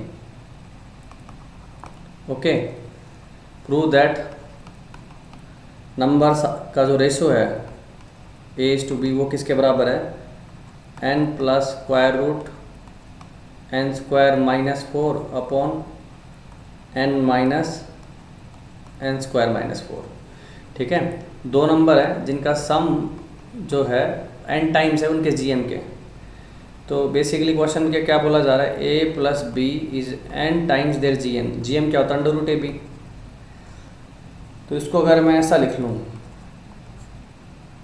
upon root a b is equal to n। ठीक है, अगर दो इधर भी दे दूँ, दो इधर भी दे दूँ, और ऐसा क्यों कर रहा हूँ, देखो इसको मैं बनाऊंगा root a square root B square और नीचे 2 रूट ए बी है। तो हमने पढ़ा हुआ है, कंपोनेंट डिविडेंड रूल लगा दूँ तो क्या पूरा ऊपर आइडेंटिटी बन जाएगी। कंपोनेंट डिविडेंड रूल याद है सबको, numerator plus denominator divided by numerator minus denominator that is equal to n plus 2 divided by n minus 2। Okay, तो ऊपर तो क्या बन गया हमारे पास, ये बन गया root a plus root b का होल स्क्वायर। बॉटम हो गया अपने पास root a minus root b का whole square is equal to n plus 2 upon n minus 2। तो अंडर रूट ले लिया जाए बोथ साइड, तो ये बन गया root a plus root b is equal to, ये हो गया अपने पास square root n plus 2 divided by n minus 2। Easy, both side square root ले लिया अपन ने। अब ये फिर से कंप्यूटर डिविडेंड लगा दो तो मेरे को सीधा सीधा क्या बन जाएगा, root a upon root b is equal to n plus 2 plus n minus 2 upon n plus 2 minus n minus 2। Both side square करो, मज़े करो। स्क्वायर करते मेरे पास पता लग जाएगा a अपॉन बी की वैल्यू। तो ये क्या बन जाएगा, a upon b is equal to, square करके ऐड करोगे तो n plus 2 plus n minus 2 2n हो जाएगा, प्लस 2 टाइम्स अंदर मल्टीप्लाई कर दो n स्क्वायर माइनस 4 हो जाएगा, नीचे n plus 2 plus n minus 2 again 2n हो जाएगा, माइनस 2a भी करोगे तो n स्क्वायर माइनस 4, 2 कॉमन लेके उड़ा दिया, आ गया मेरा रिजल्ट। ठीक है, सिंपल। अब इसको कुछ लोग इस तरह से भी कर सकते हैं, दूसरा तरीका भी बता देता हूँ आपको। ये तो CND रूल लगाया मैंने कंटिन्यूसली 2 बार। एक ऐसे भी कर सकते हो कि भाई इस पूरी इक्वेशन को तुम क्या करो, b से डिवाइड कर दो। ठीक है, डिवाइड करो और फिर ये रूट a बाई बी में बन जाएगी क्वाड्रेटिक। ठीक है, देखो यहाँ पे बताता हूँ क्या है अपने पास, a plus b is equal to n root a b. मैंने इसको b से डिवाइड कर दिया, ये बन गया a by b minus n root a upon b plus 1 is equal to 0। अब रूट a बाई बी को आप मान लो t, तो ये बन गया t square minus n t plus 1 बराबर 0।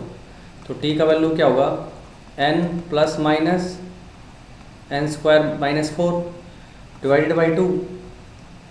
ओके, अब इसमें हम n minus n square minus 4, तो अपन मान के चल रहे कि a की वैल्यू b से बड़ी होगी। ठीक है, तो उस केस में यहाँ पे मेरे को प्लस ही लेना पड़ेगा क्योंकि ये t की वैल्यू 1 से बड़ी है, अगर ये b से बड़ा है तो रेशो है ना। तो ये चीज़ आपकी किसके बराबर आई अपनी, root a by B.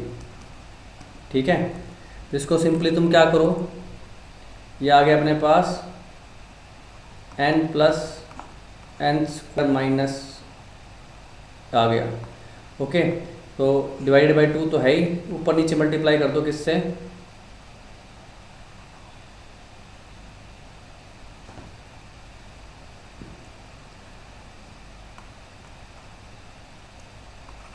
Root A by B की वैल्यू आई ना हमारे पास, तो इसको बोथ साइड स्क्वायर करोगे तो मेरे पास बन जाएगा a by b n plus under root n square minus 4 n plus under root, जानबूझ के 2 बार लिखा है बजाय होल स्क्वायर लिखने के, क्योंकि मेरे को चाहिए 4। तो आप खाली क्या करो, इतने पार्ट का रैशनलाइजेशन करो। रैशनलाइजेशन के क्या करोगे, नीचे यही चीज़ माइनस में डालोगे और ऊपर क्या बन जाएगा, इसका स्क्वायर माइनस इसका स्क्वायर। तो देख रहे हो ये रैशनलाइजेशन के बाद ये पूरी टर्म ही उड़ जाएगी, n square minus n square plus 4। तो ख़त्म होने के बाद सीधा सीधा आपको ऐसे भी रेशो निकाल सकते हो, अगर आपका कंपोनेंट डिविडेंड लगाने का मन नहीं है तो दोनों तरीके से बता दिया आपको। ठीक है, तो एक सिंपल एग्जांपल और फिर हमारी जीएम की बात पूरी हो जाएगी। ऑल दो एएम पे काफ़ी क्लासिक क्वेश्चन और प्रॉपर्टीज़ भी हैं जो मैं लास्ट लेक्चर में डिस्कस करूँगा डिटेल में उसकी एप्लीकेशन। अपने को देखो ये बोला जा रहा है 2 नंबर है बी एंड सी। ओके, इनका एएम है अपने पास किसके बराबर, 1 इक्वल, एंड बी और सी के बीच में मैंने 2 जीएम डाल दिए, G1 G2। ठीक है, ये दोनों क्या है जीएम, और उनका एएम ए के बराबर है। तो अपने को प्रूव करना है G1 square plus G2 square is equal to 2ABC, ये प्रूव करके दिखाना है। ज़्यादा लोड नहीं है, ए एम है तो ए किसके बराबर हो गया, b plus c by 2। Okay, GM की चर्चा कर रहे हैं तो ये कौन से नंबर पे है भाई, चौथे नंबर पे है, तो सी बराबर हो गया मेरे पास बी आर क्यू। ठीक है, सो आर का वैल्यू हो गया c by b raise to power 1/3। तो G1 क्या होगा अपने पास, बी इंटू आर, बी इसकी पहली टर्म है ना, तो मल्टीप्लाई करो, ये बन गया मेरे पास b raise to 2/3 c raise to power 1/3, G2 हो जाएगा बी आर स्क्वायर, पुट करोगे तो ये आ जाएगा b raise to power 1/3 c raise to power 2/3। Okay, तो फिर ये चीज़ क्या बन गई अपने पास, G1 square plus G2 square का सम करना है मेरे को, तो ये हो गया G1 square. Okay, G1 square plus square cube करो तो बात बनेगी ना, तो B square c b c square, तो मैं बी सी कॉमन ले लूँगा तो यस क्यूब है यहाँ पे। ओके, क्यूब है, तो ये हो जाएगा मेरे पास क्वेश्चन के अंदर क्यूब है ये। ओके, तो G1 cube plus G2 cube, ये वैल्यू बन गई हमारे पास, क्या बन जाएगी, b square c plus B c square, b c common खींचा बी प्लस सी, अब बी प्लस सी की जगह क्या चिपका दोगे आप, 2a, तो बन गया ना मेरे पास 2ABC। जीएम है ना बी और सी का ये। ओके, तो ये हो गया हमारे पास जीएम से रिलेटेड कुछ बेसिक क्वेश्चन।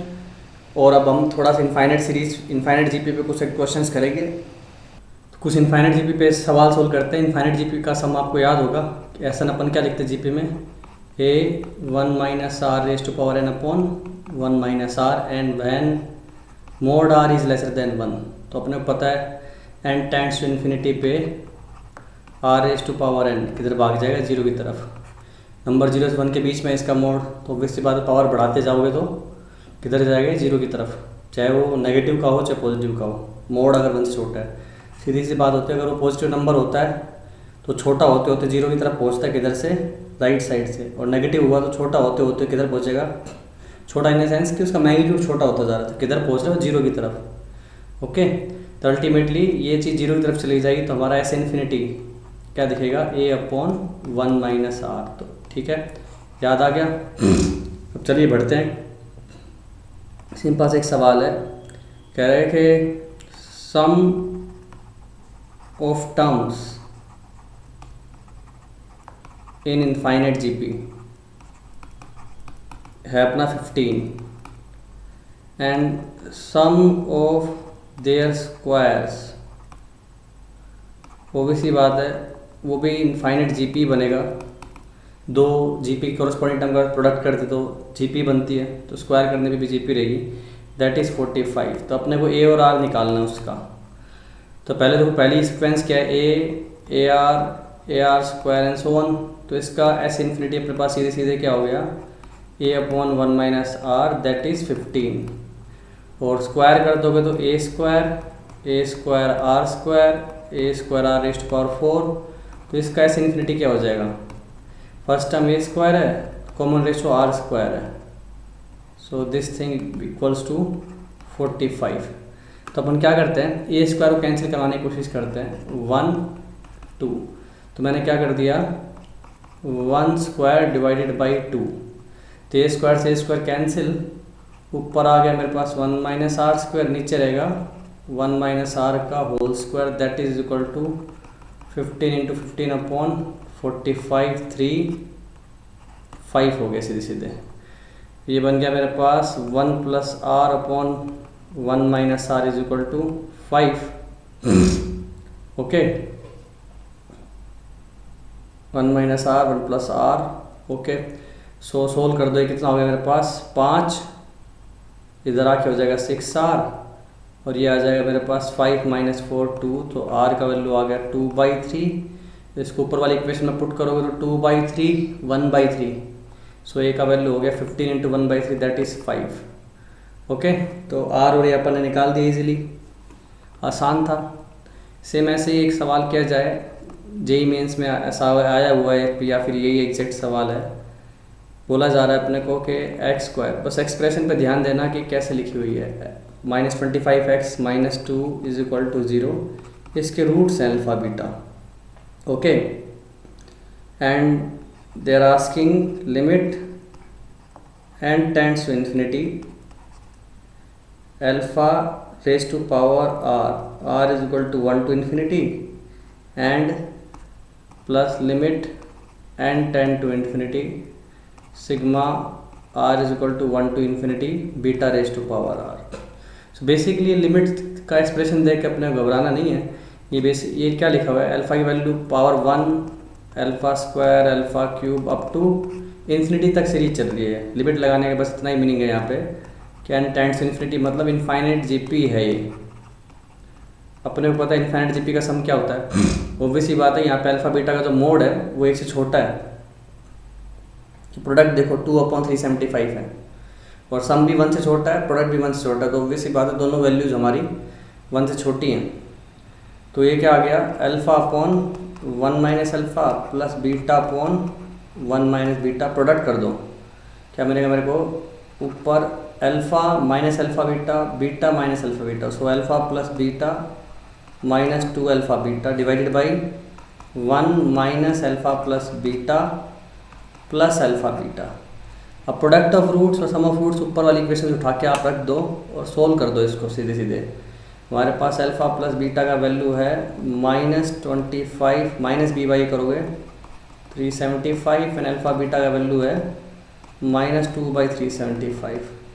ठीक है, पुट कर रहा हूँ, सोल्व अपने आप करना, थोड़ा सा कैलकुलेशन है, मेहनत है, करके देखिएगा। वीडियो को पॉज कर दो और करो।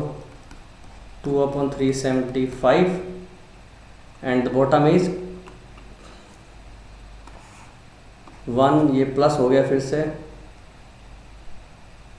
प्लस है 3, अच्छा ये माइनस आ जाएगा मेरे पास 25/375 माइनस 2/375।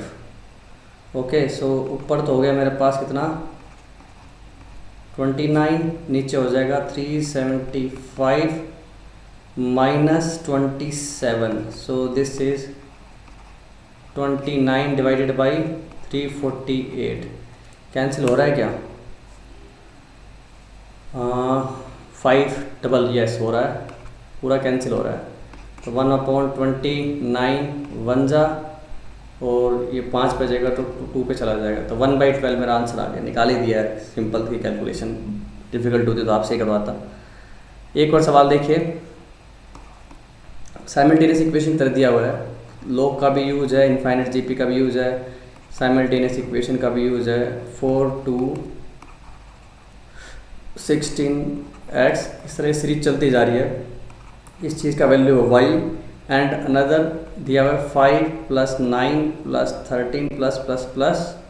देखो ये क्या है मेरे पास, ये 5 + 9 + 13, 4 का गैप चल रहा है, ए पी है ये, और उसकी nth टर्म निकलोगे तो यही आएगी 5 + y - 1 × d करोगे तो ये आ जाएगा मेरे पास। तो इसका मतलब y टर्म्स ऊपर हैं एंड y टर्म्स ही नीचे हैं। 1 3 5 ओड नंबर की सीरीज 2y - 1, ये मेरे को दे रखा है 4 log base 4x।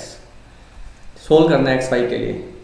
तो देखो एक दो प्रॉपर्टीज़ अपने को अच्छे से पता है, a⁴n xn, x का पावर होता है तो आगे आता है, बेस का पावर हो तो नीचे आता है ना। ये बात पता है अपने लॉगरिथम प्रॉपर्टी से।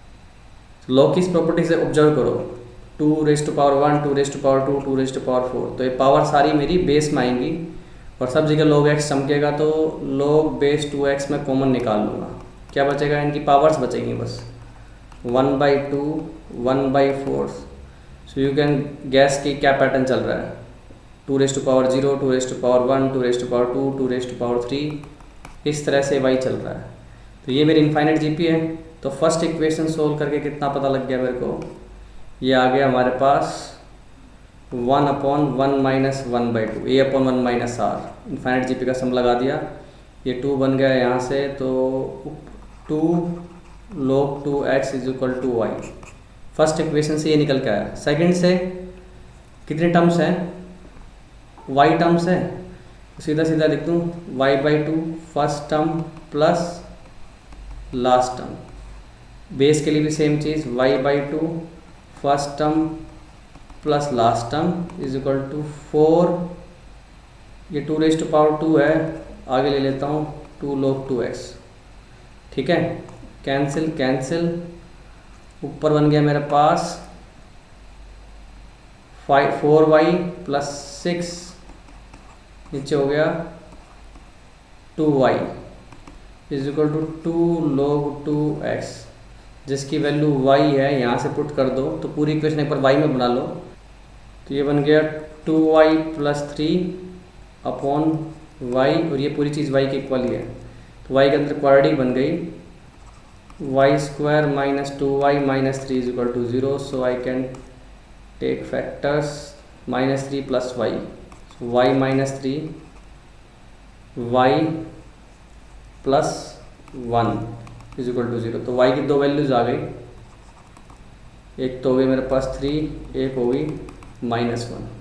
ठीक है, y की अगर पॉजिटिव वैल्यू ले ली जाए तो 2 log 2x = y। ठीक है, तो मेरे पास ये क्या हो गया, y/2 x, y का वैल्यू 3 लिया हुआ आपने, तो x का वैल्यू हो जाएगा 2⁵3/2, दैट इज़ 2√2। ओके, कोई दिक्कत इसमें? और अगर आप y की वैल्यू -1 ले लोगे तो log base 2x हो जाएगा -½ x का वैल्यू आ जाएगा मेरे पास 2⁻⁻½ मतलब 1/√2। ठीक है, तो ये कॉम्बिनेशन हो गया y = -1 के लिए, ये हो गया y = 3 के लिए। सो आई होप आपको समझ में आई होगी प्रॉब्लम। एक और प्रॉब्लम लेता हूँ प्रैक्टिकल। देखो अपने पास एक फिजिक्स में पढ़ते अपन इनइलास्टिक कोलिजन, जिसमें बॉल को सर्टेन हाइट से ड्रॉप करो, ये टकराए यहाँ पे। अगर एक कोलिजन इलास्टिक है, इलास्टिक मतलब without any loss of energy, तो ऑब्वियस सी बात है वापस बॉल उसी हाइट तक रिबाउंड कर जाएगी। लेकिन ये कोलिजन कैसा हुआ, पार्शली इन इलास्टिक, मतलब कुछ एनर्जी का लॉस हो जाए तो डेफिनेटली ये उतनी हाइट तक वापस रिबाउंड नहीं करेगी, बिकॉज स्टार्टिंग पोटेंशियल एनर्जी पूरा काइनेटिक एनर्जी में कन्वर्ट हुई, और ये रिबाउंड होके, रिबाउंड अगर होती है थोड़ा सा भी कम एनर्जी से, तो उतनी हाइट वापस रीच नहीं कर पाएगी। तो सवाल सिंपल सा है, कह रहे हैं कि अपन एक बॉल को ड्रॉप कर रहे हैं कितनी हाइट से, फ्रॉम H = 120 मीटर। ठीक है, and after striking the ground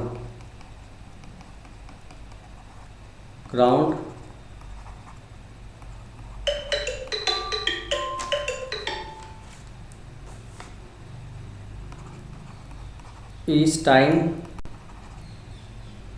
the ball reaches fourth by fifth of capital H। मतलब क्या हो रहा है अपना, ये बॉल आई, रिबाउंड करके यहाँ तक पहुँची, वापस आएगी, फिर रिबाउंड करके फिर 4/5 हो जाएगी हाइट, ऐसे करके चलती रहेगी चलती रहेगी चलती रहेगी। ठीक है, अपने को निकालना है total distance travelled, distance travelled before coming to rest. ठीक है, बिफोर कमिंग टू रेस्ट। अब इसको देखो, फर्स्ट तो इसने एच डिस्टेंस ट्रेवल कर ही ली, अगली बार जब जाएगी तो क्या करेगी, 2 टाइम्स 4/5 ऑफ एच। नेक्स्ट वो जाएगी फिर वापस भी आएगी ना, इसलिए डबल कर रहा हूँ। अगेन 2 टाइम्स इसका 4/5, तो फिर से 4/5 टाइम्स हो गया। इस तरह से चलता रहेगा। अब देखो कि अगर मैं यहाँ पे अपनी तरफ से एक -h + 2h कर दूँ ना, तो क्या होगा, ये 2h सब में दिखेगा आपको, तो मेरे लिए क्या, ये जीपी देखना आसान हो जाएगा, है कि नहीं, 2h। सो पीछे वाली टर्म्स में से अगर मैं -h + 2h को कॉमन खींच लूँ तो ये क्या हो जाएगा, 1 + 4/5 का स्क्वायर, इस तरह से चलती रहेगी। सो -h + 2h, ये क्या हो गया, a/1 - r, मतलब -h + 2h × 5 ऊपर चला गया, नीचे मेरे पास 5 - 4 1 हो गया, तो ये हो गया सिंपली 9h। वैच कितना था मेरा, 120। सो ये आगे डिस्टेंस 1080 मीटर। तो देखा आपने जीपी कैसे अप्लाई की हमने। तो कुछ क्वेश्चंस लगाओ जीएम पर और इनफाइनाइट जीपी पे, फिर हम लास्ट टॉपिक डिस्कस कर रहे हैं, बहुत इंटरेस्टिंग है, वीडियो पूरा देखना है। चलिए दोस्तों, अपन स्टार्ट करते हैं एक बड़ा ही interesting topic, place values in GP. अब देखो, हमारे पास बचपन में इस तरह से अगर मैंने कोई नंबर लिखा 4 3 2 1, तो आप इसको ब्रेक करके ऐसे लिखते थे।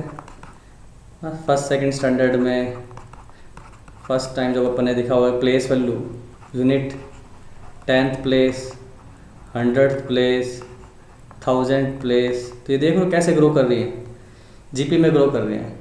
इसका मतलब देखो, अपने पास कई क्वेश्चंस में मान लो इस तरह से एडवांटेज मिल जाता है कि अगर मान लो ये नंबर लिखा हुआ है 2 2 2 2 2 2, कितने डिजिट है, लेस से 100 डिजिट है, तो इस नंबर को मैं क्या लिख सकता हूँ, पीछे से स्टार्ट करो या आगे से स्टार्ट करो, समेशन में तो आगे पीछे लिख ही सकते हैं ना अपन, तो वैसे भी आप पीछे से भी शुरू करो तो 2 × 10⁻0 से स्टार्ट करते हैं अपन, है ना। प्लेस वैल्यू 1 का मतलब 10⁻0, 10⁻1, ओके। चलते जाओगे लास्ट में कहाँ तक पहुँचोगे, 2 × 10⁻, हाउ मच, 99, ओके। 100 डिजिट है, तो लास्ट प्लेस वैल्यू कितनी होगी अपने पास, 10⁻99 + 2 × 10⁻98 ... तो इस पूरी चीज़ को मैं अगर 2 कॉमन ले लूँ तो हमारे पास क्या बन जाती है, एक जीपी बन जाती है। उल्टा करके लिख रहा हूँ, 100 1000, उससे कोई फ़र्क नहीं पड़ेगा, 10⁻, हाउ मच, 99, ओके। सो ये क्या बन गया, जीपी का सम लिख दोगे फटाक से। कितनी टर्म्स है मेरे पास यहाँ पे, 100 टर्म्स है। सो 10⁻100 -1/10 - 1। तो इस पूरी चीज़ को कॉम्पैक्ट फॉर्म में मैं ऐसा लिख सकता हूँ, 10⁻100 -1/10 - 1। ईजी। तो अब इसका यूज़ कैसे करते हैं सवालों के अंदर, वो देखिए। तो सबसे पहले 2-3 सिंपल सवाल लेते हैं एनसीईआरटी के ही। एक सीरीज़ है हमारे पास एस, इसका सम निकालना है, ये क्या है, 5 55 555। ओबियसली ये जो गिवन जीपी है, ये सम सीक्वेंसेस खुद जीपी में नहीं है, अप टू n टर्म्स, मतलब वो nth प्लेस nth नंबर तो लिखो इसमें, 5 कितने टाइम्स लिखा हुआ, n डिजिट्स में सब में 5 लिखा होगा, up to n terms, okay. So solve कैसे कर सकते हो, प्लेस वैल्यूज़ का या 10 की सीरीज़ में जाने की कोशिश करूँगा मैं। तो देखो, मैं पहले 5 को कॉमन निकालूँ तो अंदर क्या बनेगा, 1 + 11 111 +++ चल रहा है। मैंने 9 से डिवाइड 9 से मल्टीप्लाई कर दिया, अभी 9 से क्यों किया, क्योंकि आप प्लेस वैल्यू के काफ़ी नज़दीक पहुंच जाओगे।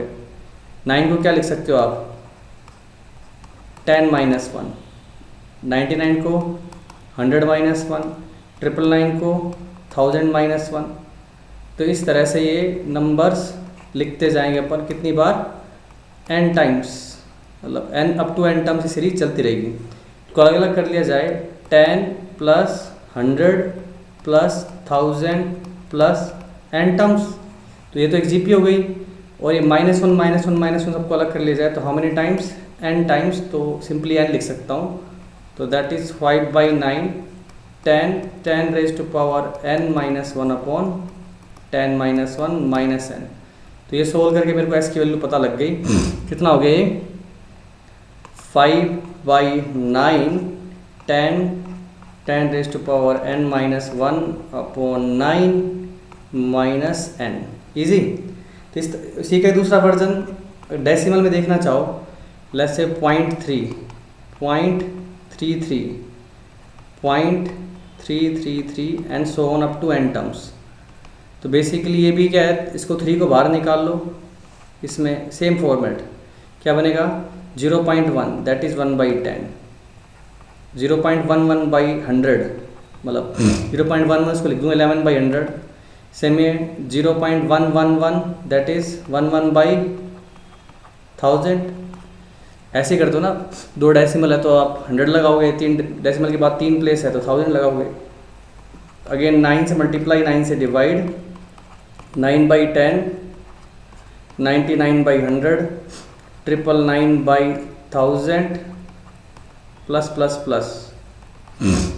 ओके, तो अगेन इनको ब्रेक कर दो, काफ़ी नज़दीक पहुंच गए अपन किसके, इस चीज़ को लिखा जा सकता है 1 - 1/10, okay, 1 - 1/100 and 1 - 1/1000 and so on.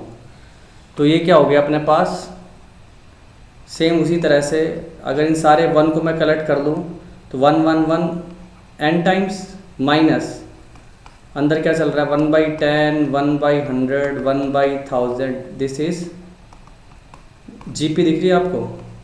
तो 3/9n, 1/10 फर्स्ट टर्म है और कॉमन रेशियो मेरे पास 1/10 ही है, 1 - r⁻n अपॉन 1 - r, जीपी का सम का फॉर्मूला अप्लाई कर दिया। तो सीधे सीधे क्या हो गया, 3/9n माइनस 9/10, 1/10 कैंसिल हो गया, ऊपर आ गया मेरे पास 10⁻n - 1 अपॉन 9 × 10⁻n। ओके, अभी बचपन वाला सवाल देखो, हम लिखते थे इस चीज़ को, इस रिपीटेड डेसिमल एक्सप्रेशन को अपने को रैशनल नंबर में कन्वर्ट करना है ना। हो सकता है, कैसे करते थे पहले, पुराना वाला तरीका बताता हूँ, फिर इनफाइनाइट जीपी का यूज़ करेंगे। ये चलते जा रहा है तो अपन क्या करते थे, सबसे पहले 10 से मल्टीप्लाई किया, 3 को आगे लिख के आते थे, तो ये बन जाएगा 3.2222। ओके, फिर 10 से मल्टीप्लाई किया, 2 को भी एक प्लेस और सरका दिया, 2 ये चले जा रहा है।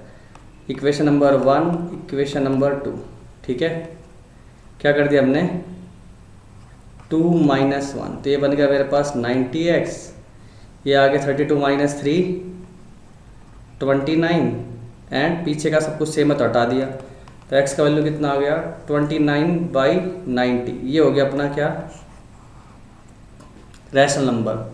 अब इसी चीज़ को अगर आप कैसे करना चाहो इनफाइनाइट जीपी से, तो कैसे करोगे, ये 2 चले जा रहा है, क्या मैं इस चीज़ को ऐसा लिख सकता हूँ 0.3 प्लस 0.02 प्लस 0.002 प्लस 0.002, इस तरह से लिख सकते हैं कि नहीं लिख सकते हैं। ऐड करोगे तो क्या बनेगा 0.3222 चलता रहेगा ये सीरीज।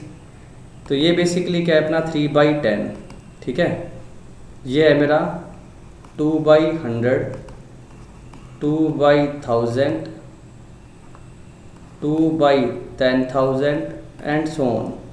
तो क्यों ना मैं पीछे वाला पार्ट ये 3/10 को छोड़ो, 2/100 को बाहर निकाल लो, अंदर क्या बचेगा 1 प्लस 1/10 1/100, ये क्या बन गई इनफाइनाइट जीपी।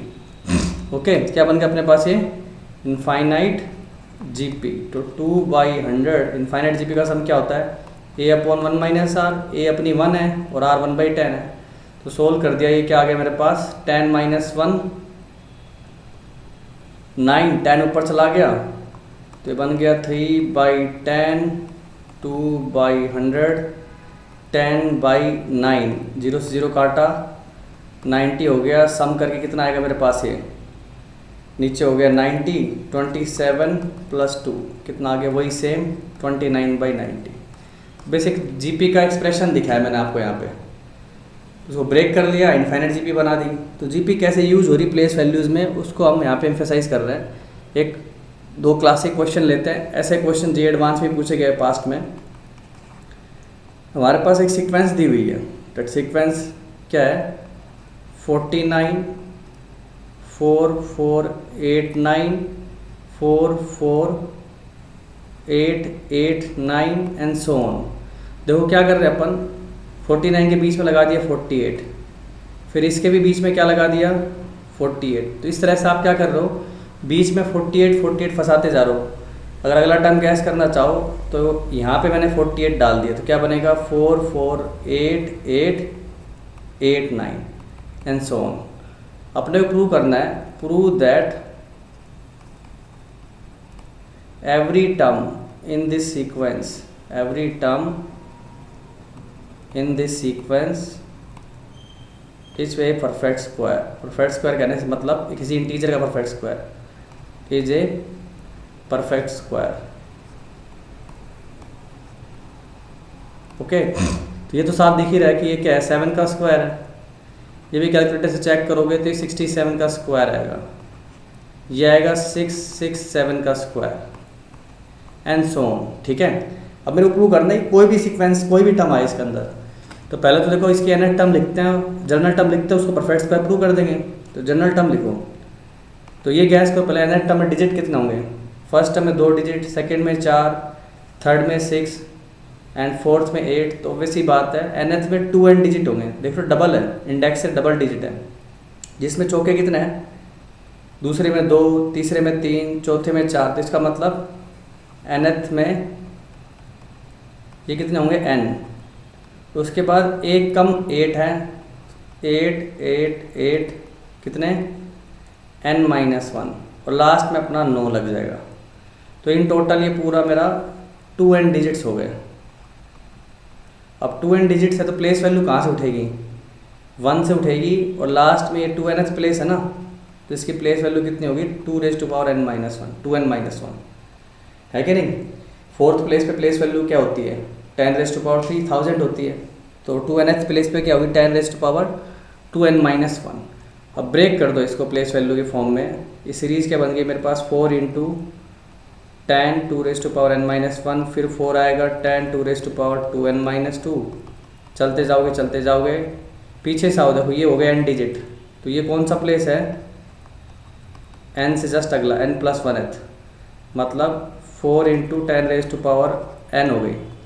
उसके बाद चालू हो जाएगी 8 की सीरीज़, ये nth प्लेस है, तो 8 × 10⁻n-1, 8 × 10⁻n-2। चलते जाओगे 10th प्लेस तक 8 ही दिख रहा है, तो लास्ट में 9 है। ओके, तो अब मेरे पास 2 जीपी बन रही है, उनको अलग से मैं समअप करने की कोशिश करूँगा। एक तो इसको अलग से ले लेता हूँ, इसको अलग से ले लेता हूँ। तो इसमें देखो मैंने क्या किया, 4 × 10⁻n को बाहर खींच लिया और सीरीज़ को उल्टा लिख देता हूँ। वैसे सीधा ऐसे भी लिखो तो भी कोई फ़र्क नहीं पड़ रहा, डिक्रीजिंग दिखेगी, मेरे को इंक्रीजिंग देखना ज़्यादा अच्छा लगता है।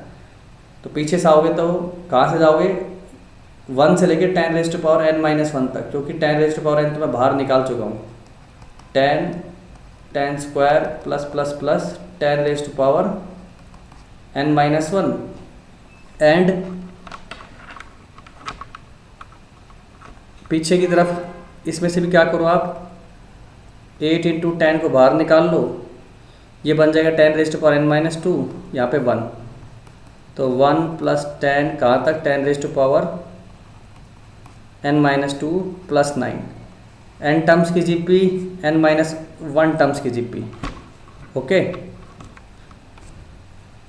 तो फिर सम अप कर दो, दिख रहा है ना अपने पास 4, मेरे पास कितने n डिजिट्स हैं, 8 n-1 है, तो ये हो गया 4 इंटू 10⁻n, ये हो गया अपने पास 10⁻n-1 upon 10-1 plus 8 into 10⁻n-1 -1 upon 10-1 plus 9 पीछे चल ही रहा है, मल्टीप्लाई करते हुए चलता है। 4 into 10⁻2n minus 4 into 10⁻n, नीचे का बेस सेम है तो कर देते हैं 8 इंटू 10⁻n माइनस 80, बॉटम 9 ऊपर भी 9, तो एलसीएम लेके हो गया 81, नीचे मेरे पास 9 चल ही रहा है। तो क्या बन गया मेरे पास ये पूरी चीज़, इसको लिख सकता हूँ 2 इंटू 10⁻n सारे का whole square plus -4 plus 8 plus 4 हो गया, 4 को लिख दिया 2 इंटू 2, ऐसा क्यों लिख रहा हूँ वो समझ में आएगा अभी, पीछे हो गया 1। तो अब देखो ये क्या बन गई मेरे पास, आइडेंटिटी बन गई ना, आइडेंटिटी बन गई a² 2ab plus b², so I can write it as 2 into 10⁻n plus 1 by 3 ले लेता हूँ और पूरे का होल स्क्वायर कर देता हूँ। अब ध्यान से देखो जो मेरा न्यूमरेटर है वो क्या है, 2 के पीछे बहुत सारे जीरो है, ठीक है, वैसे n जीरो है, प्लस 1 डिवाइडेड बाई 3। ओके, तो ये क्या हो गया मेरे पास, एक नंबर बन गया 201 डिवाइडेड बाई 3। अब देखो होल स्क्वायर तो चल ही रहा है, सम ऑफ डिजिट ऊपर वाले नंबर में क्या है 2 + 1 3, तो 3 से पक्का डिवाइड हो ही जाएगा, तो एट द एंड ये क्या दिखने वाला है, एक इंटीजर का स्क्वायर। तो मैंने nth टर्म को परफेक्ट स्क्वायर प्रूव कर दिया, इसका मतलब सारी की सारी टर्म्स, जनरल टर्म को परफेक्ट स्क्वायर प्रूव कर दिया, इसका मतलब सारी टर्म क्या होने वाली है यहाँ पे, परफेक्ट स्क्वायर। सो अब जो क्वेश्चन सोल्व कर रहा हूँ ये जेई एडवांस 2023 में आया हुआ है, 2-3 तरीके से करके बताऊँगा आपको, तो ध्यान से समझने की एक टेक्निक को, कौन ज़्यादा आसान है कौन डिफ़िकल्ट है ये तो आप अपने आप जज करना, मेरा काम है कॉन्सेप्ट का बताना आपको, कि अप्रिशिएट करना कि चीज़ें कैसे अप्लाई होती हैं। तो जिस भी तरीके से आपके दिमाग में आप इस कंडीशन में रहेगी उसको सही तरीके से अप्लाई कर पाएँ, यही मेरा पर्पज़ है। तो बेसिकली हमें एक सीरीज़ दी हुई है, वो क्या है 777। एग्जैक्ट क्वेश्चन थोड़ा अलग है, मतलब सम वगैरह सब कुछ सेम है, लैंग्वेज थोड़ी सी मैं उतनी ले रहा हूँ उसकी जितनी मेरे को रिक्वायर्ड है, ठीक है। क्योंकि जेई में क्या होता है कि आगे पीछे बहुत सारी लैंग्वेज लिखते हैं, वो ऐसा है, मेन काम की चीज़ मैं उठा के लिख रहा हूँ सिर्फ। ये 98 तक जा रहे हैं, ठीक है, 98 डिजिट। तो ये कहना चाह रहा है कि जो एस सोल्व करोगे ना आप, वो बेसिकली क्या आएगा 75557, number of digits will be here 99 5 पीछे फंसे हुए होंगे, प्लस m अपॉन n, और आपको वैल्यू बतानी है m प्लस n की। तो एक तो स्ट्रेट फॉरवर्ड अप्रोच जो अभी हमने सीखी कि भाई हम प्लेस वैल्यूज़ की फॉर्म में एक्सप्रेस करने की कोशिश करेंगे इसकी tn को, और एक बार tn निकल गई तो फिर मैं sn कैसे निकाल सकता हूँ, sum of n terms sigma tn करके, सारे tn को समेशन करके, ठीक है। तो वही अप्रोच मैं यहाँ पे लगाने की कोशिश कर रहा हूँ पहले, फिर इसको भी सोल्व कर दो, दोनों कंपेयर करके m और n की वैल्यू निकाल लोगे आप। तो ज़्यादा डिफिकल्ट नहीं है, स्ट्रेट फॉरवर्ड अप्लाई करो, 4-5 मिनट में आराम से अप्लाई करोगे, अगर आपको आता है तो निकाल लोगे आंसर, ठीक है।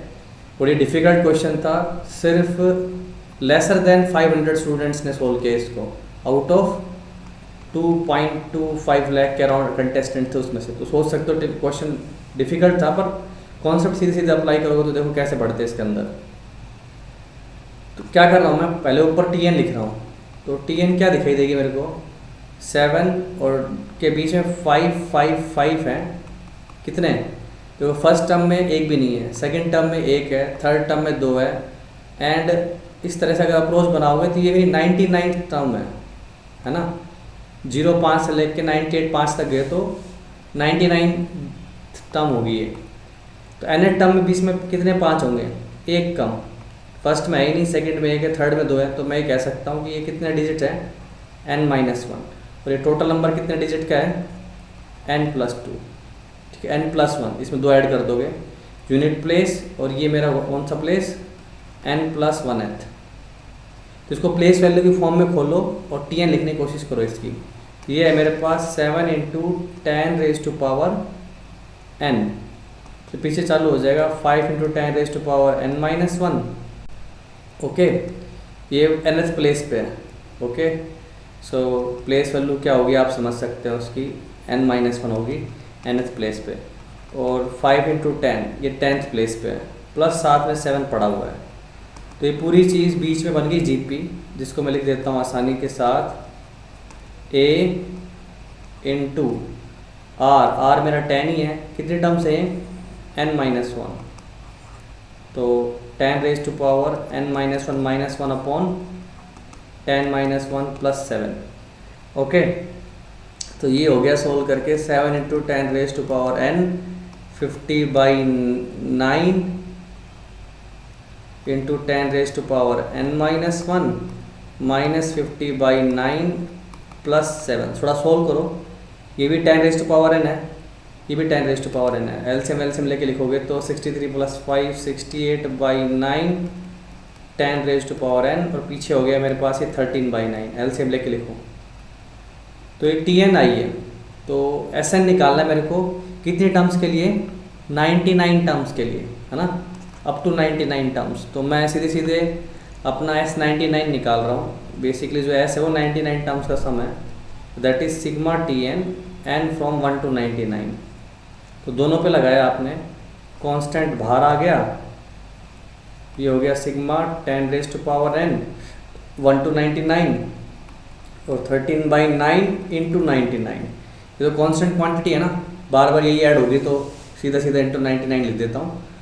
ये जीपी है 10 + 10² + अप टू 10⁻99 99 टर्म्स की जीपी, जिसका फर्स्ट टर्म 10 है, सो 99 -1/10-1 + 13/9 × 99। ओके, तो ये क्या बन गया अपने पास, 68/9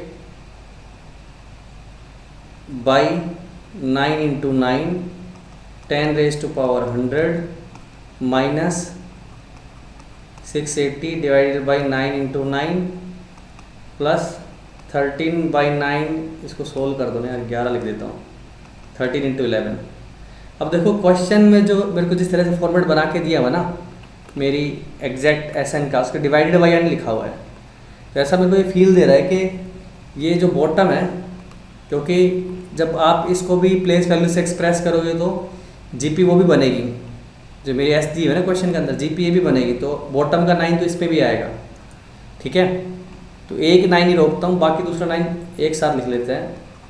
ये 68/9 क्यों कर रहा हूँ, समझ में आ रहा है आपको, मेरे को बॉटम में कुछ चाहिए, तो ये 680/9 + 13 × 11 × 9, ठीक है, डिवाइडेड बाई 9।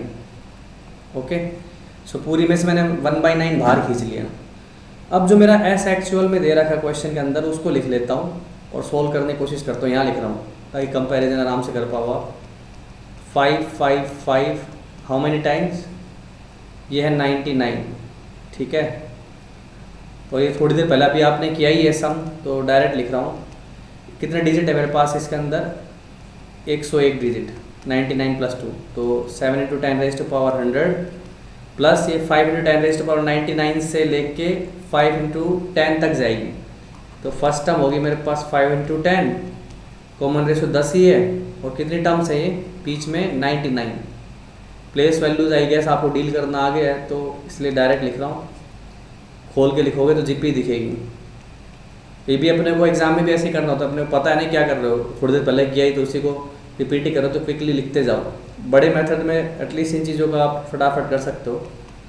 +7, ठीक है, तो ये भाई साहब अपने पास सोल्व होके क्या आ गई, 7 × 10⁻100 प्लस 5/9 10⁻100। तो कुछ पार्ट तो मेरे को मैच होता नज़र आ रहा है, बाकी भी कर लेंगे। पीछे हो गया मेरे पास -50/9 + 7। ओके, सो ये हो गया मेरे पास सोल्व करके 68/9 इंटू 10⁻⁴, ठीक है, प्लस पीछे हो गया मेरे पास ये कितना 13/9। ओके, तो कंपेयर करके देखो कि ये सारी चीज़ जो मेरा एस है ये पूरा नंबर, ठीक है, प्लस इसमें एक एम और डिवाइडेड बाई एन करके लिखा था पूरा, मतलब ये पूरा सोल्व होके plus m divided by n ऐसे बना के दिया। तो कंपेयर करो, ये चीज़ मैच हो रही है मेरे पास, ठीक है, पूरा मैच हो रहा है। तो इसका मतलब बचा हुआ हिस्सा पूरा क्या है, ये चीज़ है ना। और बॉटम मेरा n क्या हो गया 9, तो n का वैल्यू तो निकल चुका है, m का निकल जाएगा। बस कंपेयर करो दोनों टर्म को both side. So I can write -680/9 plus 13 into 11 into 9 is equal to 13/9 plus m। Okay, तो कुछ एलसीएम वेलसीएम की व्यवस्था कर ली जाए, ये इधर आएगा तो 13 into 11 into 9 minus 680 plus 13 divided by 9, तो ये हो गया 13 इंटू 11 इंटू 81 माइनस 680 माइनस 13 और सबके अपॉन में 9 चल रहा है, ठीक है। तो ये नंबर अगर 9 से डिवाइड हो रहा है तो वैसी बात है, ये सब्ट्रैक्शन भी मेरा 9 से डिवाइड हो ही जाएगा। ये कितना बन रहा है 693, यस डिवाइड हो रहा है, तो डिवाइड करके छोटा कर दो। 13 इंटू 11 इंटू 9 माइनस ये कितना और था मेरे पास 693, तो ये हो गया 77। Can you see 693 divided by 977। अब देखो दोनों में से 11 कॉमन आ रहा है, तो इस चीज़ का अपने को ध्यान रखना चाहिए। तो 13 इंटू 9 हो गया मेरे पास 117 माइनस 7, तो 11 इंटू 110, तो ये हो गया 1210। तो ये हो गया m की वैल्यू, और n की वैल्यू कितनी आई थी मेरे पास 9। सो m प्लस n कितना आ गया, एज आई टोल्ड यू 1219, ठीक है। एक तरीका तो ये था आपके पास सीधा सरल। ओके, अब सरल तो जीपी के बार बार सम दिखने आ रहा होनी चाहिए आपको, प्रैक्टिस आप करोगे, क्वेश्चंस दिए असाइनमेंट में तो सरल लगने लग जाएगा, है नहीं एक्चुअल में। इसलिए तो देखो सिर्फ 500 से कम बच्चे ही सोल्व कर पाए थे इसको 2.5 लाख में से, तो भैया उस लेवल पे जाना है तो इसको सरल बनाना पड़ेगा आपको। अब दूसरा तरीका देखो इसका, ठीक है, उसमें बस मैं TN निकाल के बताऊँ, बाकी बाद में समेशन तो लगाना ही है आपको। मेरे पास सिचुएशन दी हुई है 7557 अप टू n टर्म्स, ठीक है, प्लस TN बोल देता हूँ।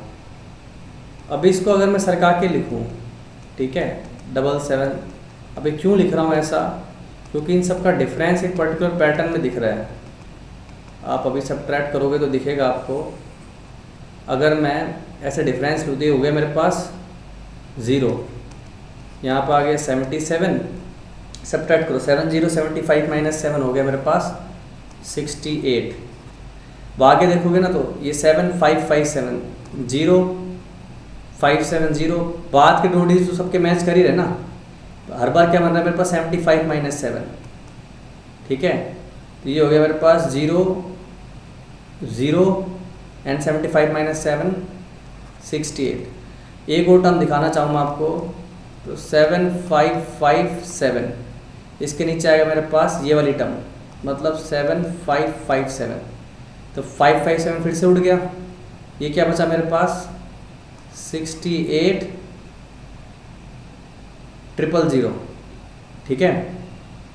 यहाँ से मेरे पास 770 680 6800 एंड फिर 000, ऐसे चलता रहेगा, ठीक है।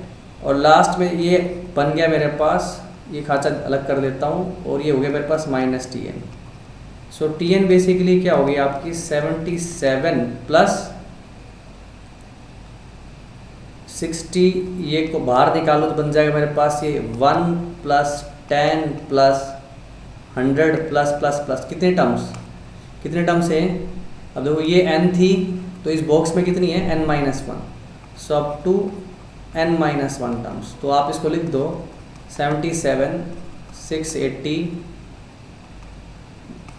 टर्म बन गई मेरे पास 10 raise to power n -1 upon 9.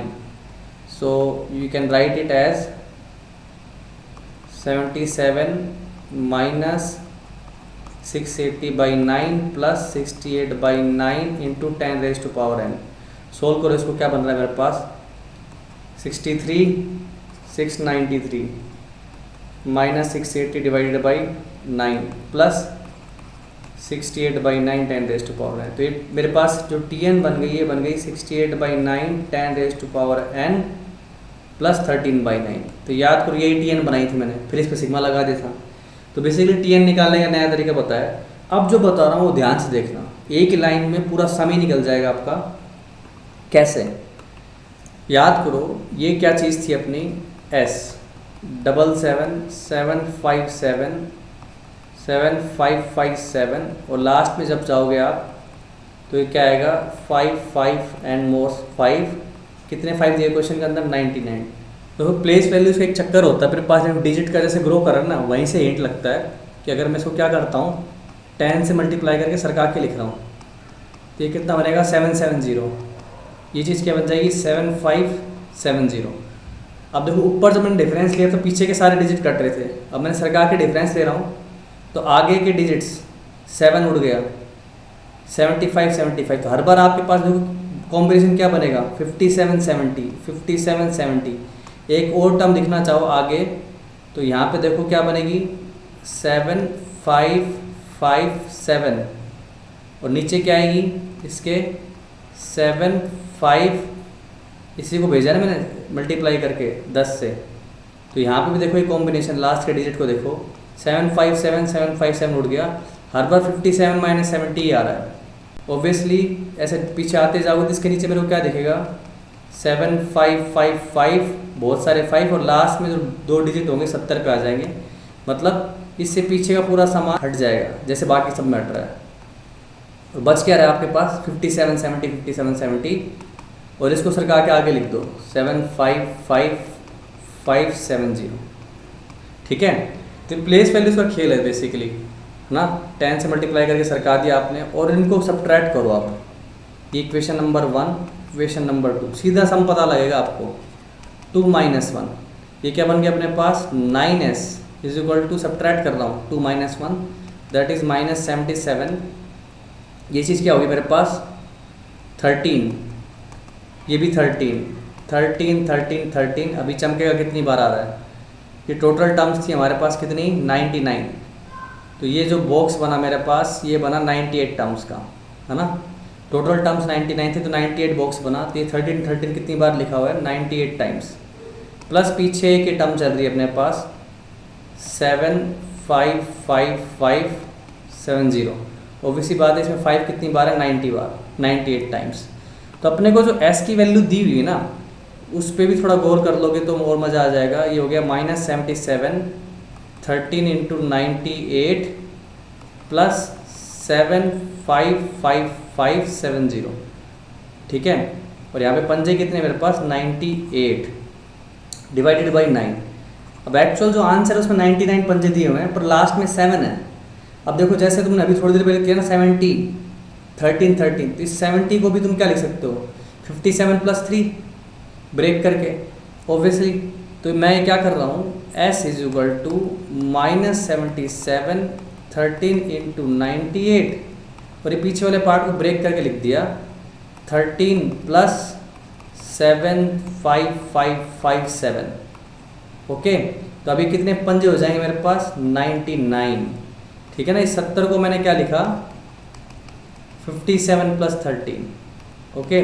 तो एक्स्ट्रा 5 बढ़ गए ना मेरे पास और ये 13 यहाँ काम आ जाएगा डिवाइडेड बाई 9. तो आपका मैच करके इतना एक्सप्रेशन तो दिया ही है क्वेश्चन के अंदर. तो n का वैल्यू हो गया 9 और ये चीज़ क्या हो गई मेरे पास माइनस 77 प्लस 13 इंटू 99. तो 11 कॉमन आ रहा है निकाल लिया 13 into 9 minus 7. So this is 13 into 9 117 minus 7 करोगे तो 11 इंटू 110 वही सेम 1210 वैल्यू आ रही है m की. सो फाइनल आंसर मेरे पास m प्लस n का सेम 1219 आ जाएगा. तो आई होप आपको मज़ा आया होगा इस क्वेश्चन को देख के, ठीक है। तो इस तरह के पैटर्न आप कभी भी बना सकते हो जिसमें मेरे पास सीरीज़ के बीच में डिजिट ऐसे ग्रो कर रहे हैं, ठीक है। जैसे पुराने वाले सवाल के अंदर हमने जो जनरल टर्म बनाई थी 20001/3 का होल स्क्वायर, तो इसको खोलोगे सबके लिए तो क्या बनता था मेरे पास 7, 67, 667, ऐसे चलते जाओगे 666 how many times n-1 times n7 n terms की अगर बात करो तो सेम टेक्निक इसमें भी लगाई जा सकती है, ठीक है। या सरका के डिफरेंस लो टी एन निकालने के लिए सिंपली अगर इन सबके सम की बात कर रहा हूँ तब 10 से मल्टीप्लाई करके, ठीक है, इसको आगे सरका दो, ओके। रिपीटिशन कितने डिजिट की हो रही है इमीडिएटली उससे डिपेंड करता है किससे मल्टीप्लाई कर रही है। सेम वैसी चीज़ें जैसे फ्रैक्शन में करते थे तो इसको और डिफिकल्ट भी बना सकते हो थोड़ा सोच के, जैसा एडवांस में थे उससे भी डिफिकल्ट जा सकते हैं अपन।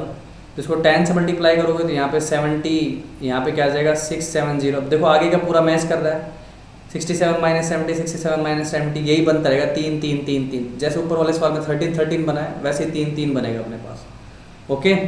मज़ा आया तो फटाफट सवाल लगा दो जीपी के।